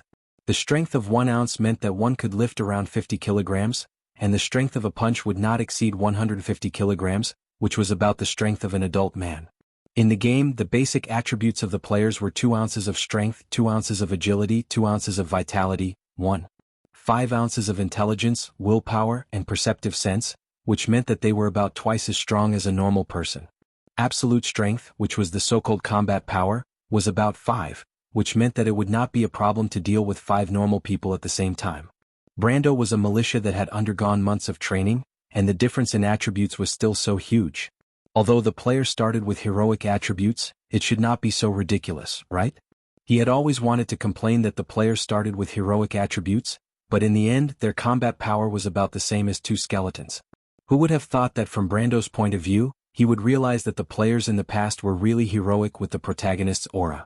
When he thought that he might not even be able to defeat a skeleton, he could not help but feel sad. Sophie touched his arm, and the light green number playfully appeared in his vision. He realized that there were some differences between this world and the world he knew. In the game, the bandage should recover 1 HP per minute. Normally, a commoner 6 HP would only take 6 minutes to recover, but it would take a few days in this world. This was not a good sign. Fortunately, the usage of skills were basically the same, and as long as he recalled the basic knowledge he obtained from his identity as a civilian, he would be able to recall some common knowledge about this world. Recalling the military organization he obtained from his identity as a militia, he would be able to recall Erwin's general knowledge about military organization. Although there were some differences, the knowledge seemed to exist directly in his real memory. Like swordsmanship, he could clearly feel that it was a skill that gathered bit by bit in his every move after months of training. For example, the posture when attacking, where the center of gravity should be placed, what to pay attention to under your feet, where your sword is, where the enemy's sword is, feints, and what the intention of the attack is. However, in the game the system would only give you a few rough sword paths before you attacked. Then, it would help you adjust your attack during the attack. Here you didn't need to know the why. You just needed to know the how. Although some veteran players would have their own insights, they would still have to rely on the system's assistance. Hence, you wouldn't see many gaming nerds becoming experts in swordsmanship or fighting in real life. There were some things that had no shortcuts. Sophie couldn't help but clench her fists. The feeling of being in control of herself was amazing. Compared to the stiffness in the game, the memories she controlled here were more like a part of her. She could use them as she wished. Of course, while he was thinking about this, he immediately turned around vigilantly when Roman poked him in the arm. His ears twitched slightly, and he could already hear the subtle sounds coming from outside the house. "Brando, did you hear that?" Romain went behind him and whispered. Sophie nodded. There was a row of footsteps outside and there were quite a few of them. He was shocked and immediately guessed that the vanguard of Madara's army had arrived. He gestured for Romain to be quiet and immediately pulled Roman back. Madara's vanguard came faster than expected. At this moment, the countryside of Elsengran was still in a dream. No one would expect the coming disaster. Except for himself. Sophie could not help but frown because of the urgency of the situation. He brought Romain into the room at the end of the south side and gently closed the door. The room was filled with dust and the two of them could not help but cough. This was a guest room that had not been used for a long time, but he knew that it was safe to monitor everything that was happening outside the manor from the window. Sophie walked to the window, gently swept away the dust and lifted the curtain. Where did these things come from? Do you know where they came from? She asked curiously as she pulled her hand back without a trace. This is the army of Madara. The war has broken out. He carefully glanced outside as he answered. Sure enough, it was Madara's vanguard. Sophie could not help but take a light breath. In the middle of the manor stood a black mass of skeleton soldiers. He counted 3 small groups, a total of 45 skeletons. A dark red light jumped in the darkness. There were 3 liches controlling the low-level undead. They had the classic appearance of a skeleton wearing a long robe, holding a bone staff, and looking at the low-level Madara soldiers with flashing green phosphorescent eyes. Brando's grandfather's old house was located on a hillside not far from Buchi, overlooking the village. It was more like a small manor near the village. There used to be 5 or 6 families but they all moved away, leaving only Roman and her aunt. The girl took a light breath in the darkness. Where's Aunt Jenny? She went to a nearby town and will be back for a week. Sophie could not help but look back at her. In the darkness, he could only see a pair of sparkling eyes, but they were flashing with an inexplicable excitement. Aren't you afraid? He could not help but ask. I don't know, Romain whispered. She looked up and said, but my heart is pounding as if it's very exciting. Sophie was speechless. This young lady's way of thinking was indeed different from ordinary people. But some people were born to take risks. Perhaps Roman was such a person. He pretended not to hear and looked back at the window. The liches had not swept their eyes in this direction, so Sophie could continue to observe without worry. There were shadows in the forest in the distance, and there should be a lot of enemies in that direction. With a rough estimate, the size of Madara's vanguard was more than 100. This was not a small number. With such a large army, there must be a necromancer's apprentice secretly controlling them. In his opinion, this was simply bad news. In the game, a necromancer's apprentice in Madara was equivalent to a level 10 player. Even if they were alone, 7 or 8 well-trained adult men, soldiers or militia, would not be their opponent. Not to mention there were only 2 of them, and the Roman had an army under his command. Sophie could not help but tap on the windowsill with his finger. It would take at least 5 minutes for Buchi's guards to arrive here, which meant that if they encountered an enemy, they would have to defend themselves for at least 5 minutes before reinforcements arrived. This was under the condition that Buchi would discover that they were being attacked. But how could he warn them? He could not help but feel a little troubled. The best way was to set a fire. The bright fire and smoke would spread far in the dark, and the fire would be a clear warning to both humans and animals. But whether to set a fire and how to set a fire was still a problem. Brando? Will we die? It's hard to say. Silence fell in the dark room. The darkness was deep and serene, and only the cold moonlight from the corner of the window shone in, creating a small silver path in the dark house. Sophie pondered for a moment, and was about to close the curtains and calm down to think of a way to escape. But at this moment, a conversation came from outside. Where is that pitiful worm's corpse? Bring him out for me to see. Didn't the information say that there were only 2 women living in this manor? First it was a young man's voice, but it was somewhat cold and sharp. The voice that followed sounded dry and old, like the cracking of broken dead wood. He's just an unlucky wretch, master. This conversation made Sophie's heart tighten. He looked outside again and quickly found the source of the 2 voices under the shadow of a large tree. There, a guy wearing a loose black robe was talking to his underling, the necromancer. Sophie's gaze quickly fell on the other person's cuffs. He could vaguely see a circle of grayish-white bone decorations, which proved that the other person was indeed a necromancer's apprentice. He was not wrong. Remember, I don't need your opinions. You just need to do as you're told. The necromancer under the black robe suddenly stopped talking and looked up at Sophie. Sophie's heart skipped a beat and he immediately closed the curtains. Oh no, he thought that he was a veteran warrior over level 130, and had completely forgotten that the necromancer's perception and level of concealment were much higher than his. This way he would not be discovered immediately, but it would definitely arouse the necromancer's suspicion. Sure enough, he immediately heard the necromancer say from outside, "Okay, hurry up and do it. I feel that there's a living person in the house. Be careful, these days I've been suspecting that the necromancer has discovered our plan." Oh no, the necromancer will take action as soon as they notice that Brando's corpse is missing. Sophie's mind raced. He immediately thought of the door behind the kitchen. But Elsingolan was a natural pasture, and there was no place to hide in the vicinity. There was a small forest at the bottom of the hill, but there was also a slope of more than 100 meters without any shelter. What should he do? Brando? Romain looked at him with a questioning gaze. Follow me. Sophie gritted his teeth and decided to take it one step at a time. He opened the door. Just then he saw a necromancer and two skeleton soldiers entering the hall. The necromancer in a woven robe immediately noticed him and the Roman. The necromancer immediately raised the bone staff in its hand, but Sophie reacted faster than it. The young man did not hesitate to raise his right hand and pointed the ring on his index finger at the necromancer. OSS. Note, in the ancient language of Vaughn's wind. He could only pray that the ring was still useful. Fortunately, Sophie immediately felt the ring warm up, and the air in front of him seemed to suddenly expand, and then there was a loud crash.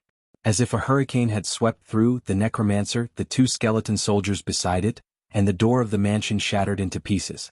Countless wood chips, stone fragments and bone fragments expanded outwards in an instant, and then fluttered down like butterflies fluttering in the sky. At the moment of the explosion, 5 golden light spots flew out from the necromancer's and skeleton soldiers' bodies, and quickly merged into Sophie's chest. All of this happened in the blink of an eye, and even the young man himself did not notice it. But after the explosion, only a huge radioactive pattern was left on the ground. Everything quieted down, and Sophie was so shocked that she didn't know what to do. In the game, the wind bomb caused 30 points of air damage and it was more than enough to kill the necromancer and skeleton soldiers, but the effect was not that exaggerated, right?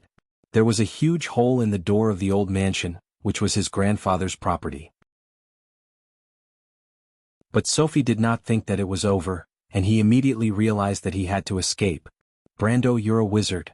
The Roman shouted in surprise. No, I'll explain to you later. He took a deep breath, pulled the other person and rushed downstairs. The kitchen was on the first floor and he had to reach there before the other person could react. Wait, Brando, I can't keep up with you. Be careful, we're going downstairs. Ah. The sudden explosion caused the skeletons outside to turn their heads, but they lacked intelligence, and only instinctively reacted to the sound. Thus, they stood there without moving, passively waiting for the necromancer's orders. The necromancer's green phosphorescence suddenly jumped, and it immediately raised its bone staff, and a small flame flashed on the top of the staff. Don't use fire, you idiot. The black-robed wizard who suddenly appeared pressed down on the necromancer's bone staff, and gritted his teeth as he scolded. The previous explosion had probably attracted the attention of the people of Bucci, and if there was a fire now, it would only alert the people in the village. He immediately turned his head and pointed towards the house. Soldiers, catch those two guys. With a swoosh, the skeletons uniformly pulled out their long swords, and then rushed into the house. Sophie had already rushed down the stairs at this time, and when he saw the skeletons outside and the countless red dots in the darkness, he couldn't help but feel his scalp tingle. But he was not a level 100 veteran warrior, and the ring in his hand was in a state of charging, so he could only brace himself. Once he was surrounded by these skeletons, he would probably be chopped into minced meat. Misfortune never comes alone. Sophie couldn't help but feel a wave of helplessness. The pain in his chest was terrible, but he still rushed to the kitchen before the skeletons. The young man immediately closed the door, and before he could breathe a sigh of relief, a few sharp swords pierced through the door. Fortunately, he retracted his hand quickly, or else he would have been nailed to the door. That was close. Sophie's heart thumped and he looked around. The other side of the kitchen was the exit, but he knew that he couldn't just leave like that. He had to think of a way to warn the people of Bucci, and only then could he save his life. Also, the fire could block the low-level undead. Brando? The merchant girl bent over to catch her breath, and she couldn't help but raise her head to look at Brando. She had never seen such a decisive and brave side of him, and couldn't help but be surprised. Miss Roman, please guard the door. Sophie was not in the mood to explain anything at this time, and he had to seize every minute and second. Crack, crack, crack. The skeletons on the other side began to attack the wooden door of the kitchen. This door was not originally prepared for defense, and soon there were a few holes in it. Me? Roman blinked. Yes, give me some time. What are you doing? The merchant girl asked curiously. I have to think of a way to warn the people in the village that this is Madara's undead army, and we have to warn the others. Sophie tried to calm himself down, and he answered while he rummaged around to look for the flint. He remembered where he had put it. Okay, I'll do it. Roman immediately walked over and stood between Sophie and the door. Will it be okay? Of course. The merchant girl waved the masonry hammer in her hand and said matter-of-factly, I'll do my best, I'll become a great merchant in the future. Sophie stopped, looked at her and couldn't help but nod. You will, Miss Roman. Yes, Brando. P.S. 2 updates a day, that's enough. I hope there are fewer irresponsible comments in the book review section. Thank you for your help. I hope there are more meaningful book reviews in the book review section. Can everyone support me a little more? This book is still on page 42 of the new book, Poor.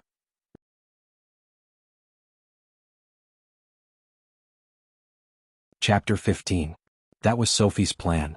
If his memory served him right, Butchie's guard captain should be the famous veteran Martin. He was a veteran who had experienced the November War, just like Brando's grandfather. Sophie knew about him because this NPC would teach the traveler the inspect skill in the game. But the reason why this veteran was famous was because during the First War of the Black Rose, he made a huge mistake as the guard captain of Butchie. He misjudged the purpose of Madara's army. He thought that the enemy was just going to invade the borders as usual, so he moved the villagers of Butchie away. He originally had a chance to fight back and defeat the undead army's vanguard, and then retreat with ease. Unfortunately, this opportunity was missed by him. He should have become a hero of the kingdom, but in the end he walked on a dark path. Sophie was both amazed and curious about such a person. He was amazed at the latter's situation in the latter half of his life, but he was curious about how he discovered Madara's undead army in the first place. After all, this was the only variable in the entire Grimoires region. Could it be because of me? An impossible thought popped into Sophie's mind. But he immediately threw this ridiculous thought out of his mind. Now he wanted to change history, and he had to think of a way to remind the enemy. Fire, in military regulations, symbolized warning and invasion. Sophie could only hope that the enemy was awake enough. Banging sounds could be heard outside the door, and as the seconds passed, it was as if they were immersed in a tense atmosphere. Brando, they're coming in. The Roman held the masonry hammer tightly with both hands, and she frowned as she stared at the kitchen door, as if she was afraid that it would be accidentally knocked open. Sophie did not have the time to think about this. Once the skeleton soldiers swarmed in, they would be dead. But when he heard Romain's shout, he could not help but turn back to look at the door.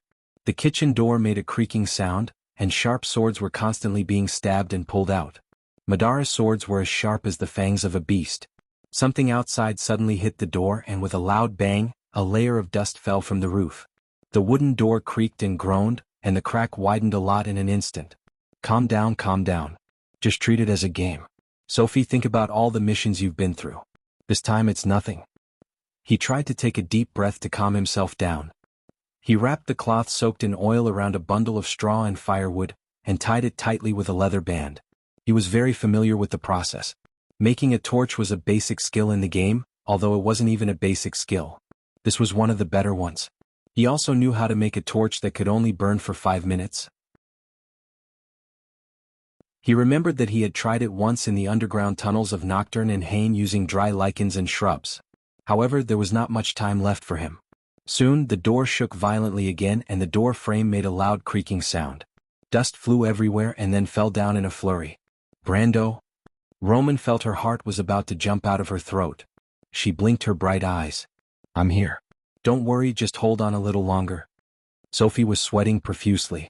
He used the iron bar to saw the flint several times. Sparks flew everywhere, but he still couldn't light the torch. After all, there were some differences between reality and the game. The huge strength of the skeleton soldier first made the latch unable to withstand the force. It broke from the middle with a crack. The wooden door tilted, but it still didn't open. A bare skeleton hand reached in from the outside, intending to break the latch from the inside. The young merchant was shocked. She immediately raised her hammer and swung it, but the hammer hit the skeleton with a bang. The skeleton soldier of Madara didn't feel any pain. It paused for a moment and then continued to pull the latch. Roman saw this scene and was stunned for a moment. She even forgot about the hammer in her hand. Brando, what should we do?" she immediately asked nervously. At this time the flame finally lit up. At the same time the latch fell to the ground with a clang. The door opened and the skeleton soldier outside with a sword pushed the door open and stepped in. It turned its head, and the two red flames in its black eye sockets locked on to the two pale-faced young men. What was the young man doing? Before it could react, a black object grew larger and larger in the undead's hazy vision. Immediately, a hatchet was inserted into its head with a click. "This is your last move. When you throw the sword, remember to keep your hand steady and your center of gravity low. Don't hesitate. You must try to form a straight line between you and your target. If your enemy is a skeleton, then your best target is the joint between the shoulder blade and the arm, the thigh, or the spine. Unless you are confident that you can decapitate it, the skull is not its biggest weakness." "What the hell?" Sophie looked at the skeleton soldier that was leaning backward and couldn't help but curse in his heart. The throwing technique in military swordsmanship was a profound skill, but for a veteran warrior like him, it was not a problem. But when he threw the hatchet, Sophie suddenly remembered that he was no longer a veteran. In the game, with his strength, the hatchet would have split the skeleton in half along its skull.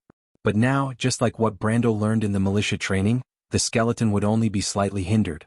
A hatchet inserted into the skull would not cause any damage to the skeleton's overall structure. "Miss Roman, be careful." Seeing that the skeleton was about to stand up again, he immediately pulled Romaine, who was in a daze, behind him. "Brando?" Romaine was scared out of her wits. "Don't worry, I'm here." Although Sophie said that, he was actually not very confident, especially when he saw the dense crowd of skeleton soldiers that were about to rush in. In such a critical situation he couldn't care less. He looked around but there was nothing he could use. But the skeleton was about to stand up. What should he do? Should he just give up like that? Sophie shook his head. He swore that he had never been so reckless in his life. Of course, the experience in the game didn't count. He only felt that his heart was blank. He could only take a gamble. If he didn't succeed, he would die for a righteous cause. He rushed forward, gritted his teeth, and grabbed the skeleton's arm that was holding the sword. Then, almost subconsciously, he threw the skeleton backwards.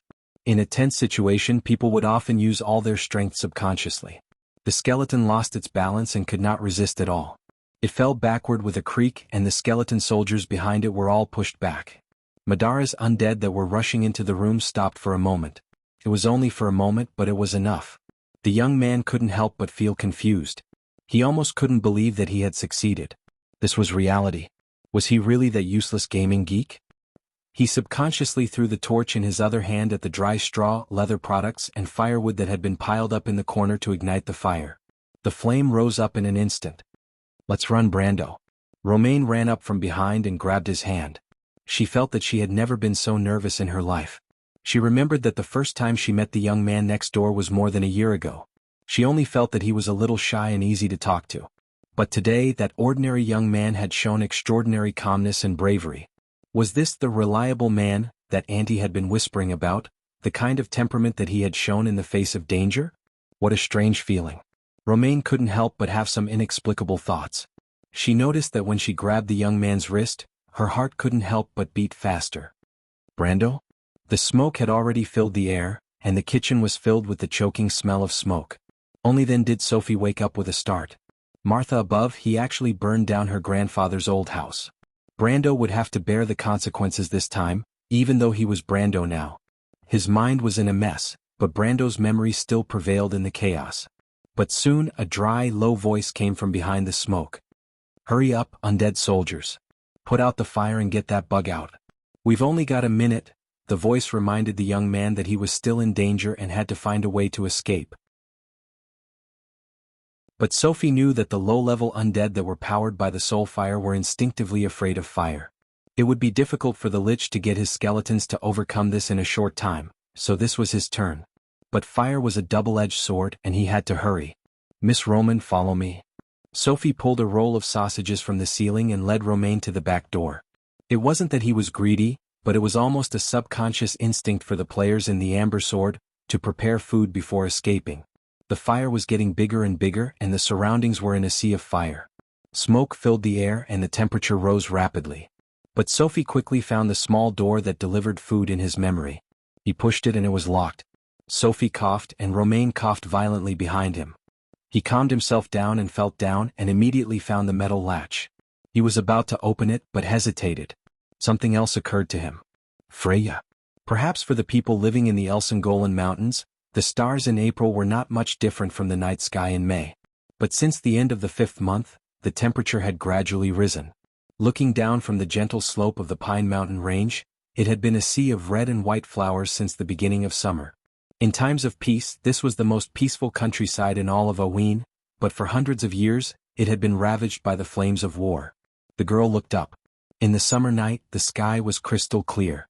From the west to the east, a bright belt of light ran through the night sky, passing through the many mythical constellations. She was standing at the entrance of the village, looking up at the mountain. Freya was a little worried. The loud noise from before was particularly unsettling. Recently, there were rumors of undead movements in the vicinity. Could it be? Hearing the shout, she turned around and was surprised to see a young boy running out of the village. He ran to her side in a panic and bent down, gasping for breath. What's wrong, Petit Finesse? What happened? The girl's voice was soft and clear. Did you hear the sound just now? Yes, that's why I came out to take a look. She could not help but look in the direction of the hillside. I'm really worried about the Roman. Her aunt also went to the nearby town. I heard that it's not very safe recently. I asked her to stay at my house for 2 days but she didn't agree. The boy looked up at her and could not help but widen his eyes. The girl's light brown hair was tied into a simple ponytail at the back of her head, which set off her heroic figure. She was wearing a tight gray leather armor with a thick cotton shirt inside. On her left shoulder was an armband with an abstract pine leaf painted with black paint. She also had a short sword at her waist. It was a medieval Western European short sword. The iron plate on the sword guard had a flame emblem. If Sophie was here, she would be able to recognize her attire at a glance. Butchie's militia. The Golan black pine was the most common tree in the Elsengolan Mountains, and it was also the emblem of the local forces in Butchie. However, the guards were well equipped and equipped with battle robes. Only the local militia would wear the gray leather armor sewn with the fur of the gray mane cow. In Erewhon, every local youth would receive militia training. This training usually started when they were 14 years old, between October and March every year, and would only end when they were 19 years old. Youths and even adults who had received the training could become militia at any time during peacetime, and become the most important backup during wartime. Therefore, ever since the decree was issued during the Year of Thunder, militia training became one of the most important military measures in Erewhon. Doesn't that kid live there? I heard that he was a militia in Brax. The boy was puzzled. TSK, the people in the city are not trustworthy. The girl flipped her long ponytail and could not help but frown. It's because that guy is there that I don't feel at ease. You're just prejudiced, Sister Freya. What do you know? Forget it. The girl lectured without turning her head. All right, if you have something to say it quickly. Boys shouldn't talk too much like girls, okay? Petit Finesse shrunk his neck. Did you know Captain Martin has already ordered the guards to gather? Freya's bright eyes flashed with a hint of surprise. Captain Martin? How did you know? That guy Breton told me. Petit Finesse blinked and replied. When I came out, he was already on his horse reporting to the guards. Do you know what happened? I don't know. The boy shook his head. The girl turned her head and looked at the direction of the hillside worriedly. In the darkness, she could only vaguely see the outline of the manor. Wake everyone up, we're going to. Freya, it's so late, Aunt Sil will kill us. The boy widened his eyes and asked in disbelief. Let's wait for tomorrow's news? What a coward. The girl couldn't help but glare at him, but she also knew that Petit Finesse was telling the truth. Thinking of her aunt's deterrence, even though she was the captain of Butchie's militia, she still didn't dare to act rashly. Aren't you the same? The boy just muttered, but he saw the girl turn her head and solemnly signal him to keep quiet. Freya? Shoo. The girl tilted her head and made a listen gesture. In the darkness, there was clearly a faint whining sound. What's that sound? The whining sound came from afar. It was above her head and was very fast. The girl's face changed. She raised her head and wanted to avoid it, but it was too late. A black shadow suddenly plunged down from the sky and drilled into her shoulder, causing her to scream and fall backwards. Big sister. Run, Petit Finesse, run. The ponytailed girl shouted in pain. Arrows fell like rain. Sophie stopped. What's wrong, Brando? Cough cough? The future merchant girl probably felt that something was wrong and couldn't help but ask. Sophie didn't answer. He remembered something. When Madara launched the attack, it was in the game. In the game, it was inevitable that they couldn't avoid the players. Unlike the NPCs, players didn't work at sunrise and rest at sunset. It could even be said that a considerable number of them were true nocturnal creatures. He remembered that when Madara launched the operation, there were also players in other places who interfered with them. Players like himself, but most of Madara's operations were successful. What? Yes, he finally remembered such an era. When the ancient country of Erewhon was dying, its neighbors were ushering in such an era, a turbulent era. A gathering of generals. Sophie couldn't help but sigh. In this era of Madara, not only was there an endless stream of legendary generals whose names would shake the continent, but it also benefited from the military reforms 7 years ago, year 368, the Black Rose Revolution. This reform created a solid foundation for it, and it cultivated an endless stream of excellent apprentices that supported the country's war strength from the bottom. And this strength would eventually be displayed in such a war. In the First Black Rose War, Madara's army showed strong execution and judgment that was enough to make everyone look askance. But unfortunately, until the fall of Erewhon, the world didn't have any real vigilance. That was exactly the case. The country in the darkness was rising, and soon it would be like the sun in the sky. Those guys are not ordinary. As an old enemy, Sophie had a deep impression of Madara's outstanding officers. Only those who had fought with them for a long time would know how shrewd they were. Sophie's hand rested on the cold door latch and his heart turned cold. The moment he closed the door, the enemy would have already launched an attack on Butchie. They wouldn't give him the time to provide an alarm to the village, even if it was just a possibility. And there might be Madara's skeleton soldiers behind the door. What should he do? P.S. This chapter is 5,000 words. Be kind. Make a wish. If I can make it to the front page tomorrow, I'll add a chapter on top of the double update. You're tuning in to the Han Lee's Wuxia Chronicles YouTube channel. We're so grateful for your support, and don't forget to subscribe to join us on this incredible journey through captivating stories. Your generosity through donations truly makes a world of difference, as it's the primary source of revenue that allows me to expand and enhance this channel for you. Thank you from the bottom of my heart for being a part of this adventure.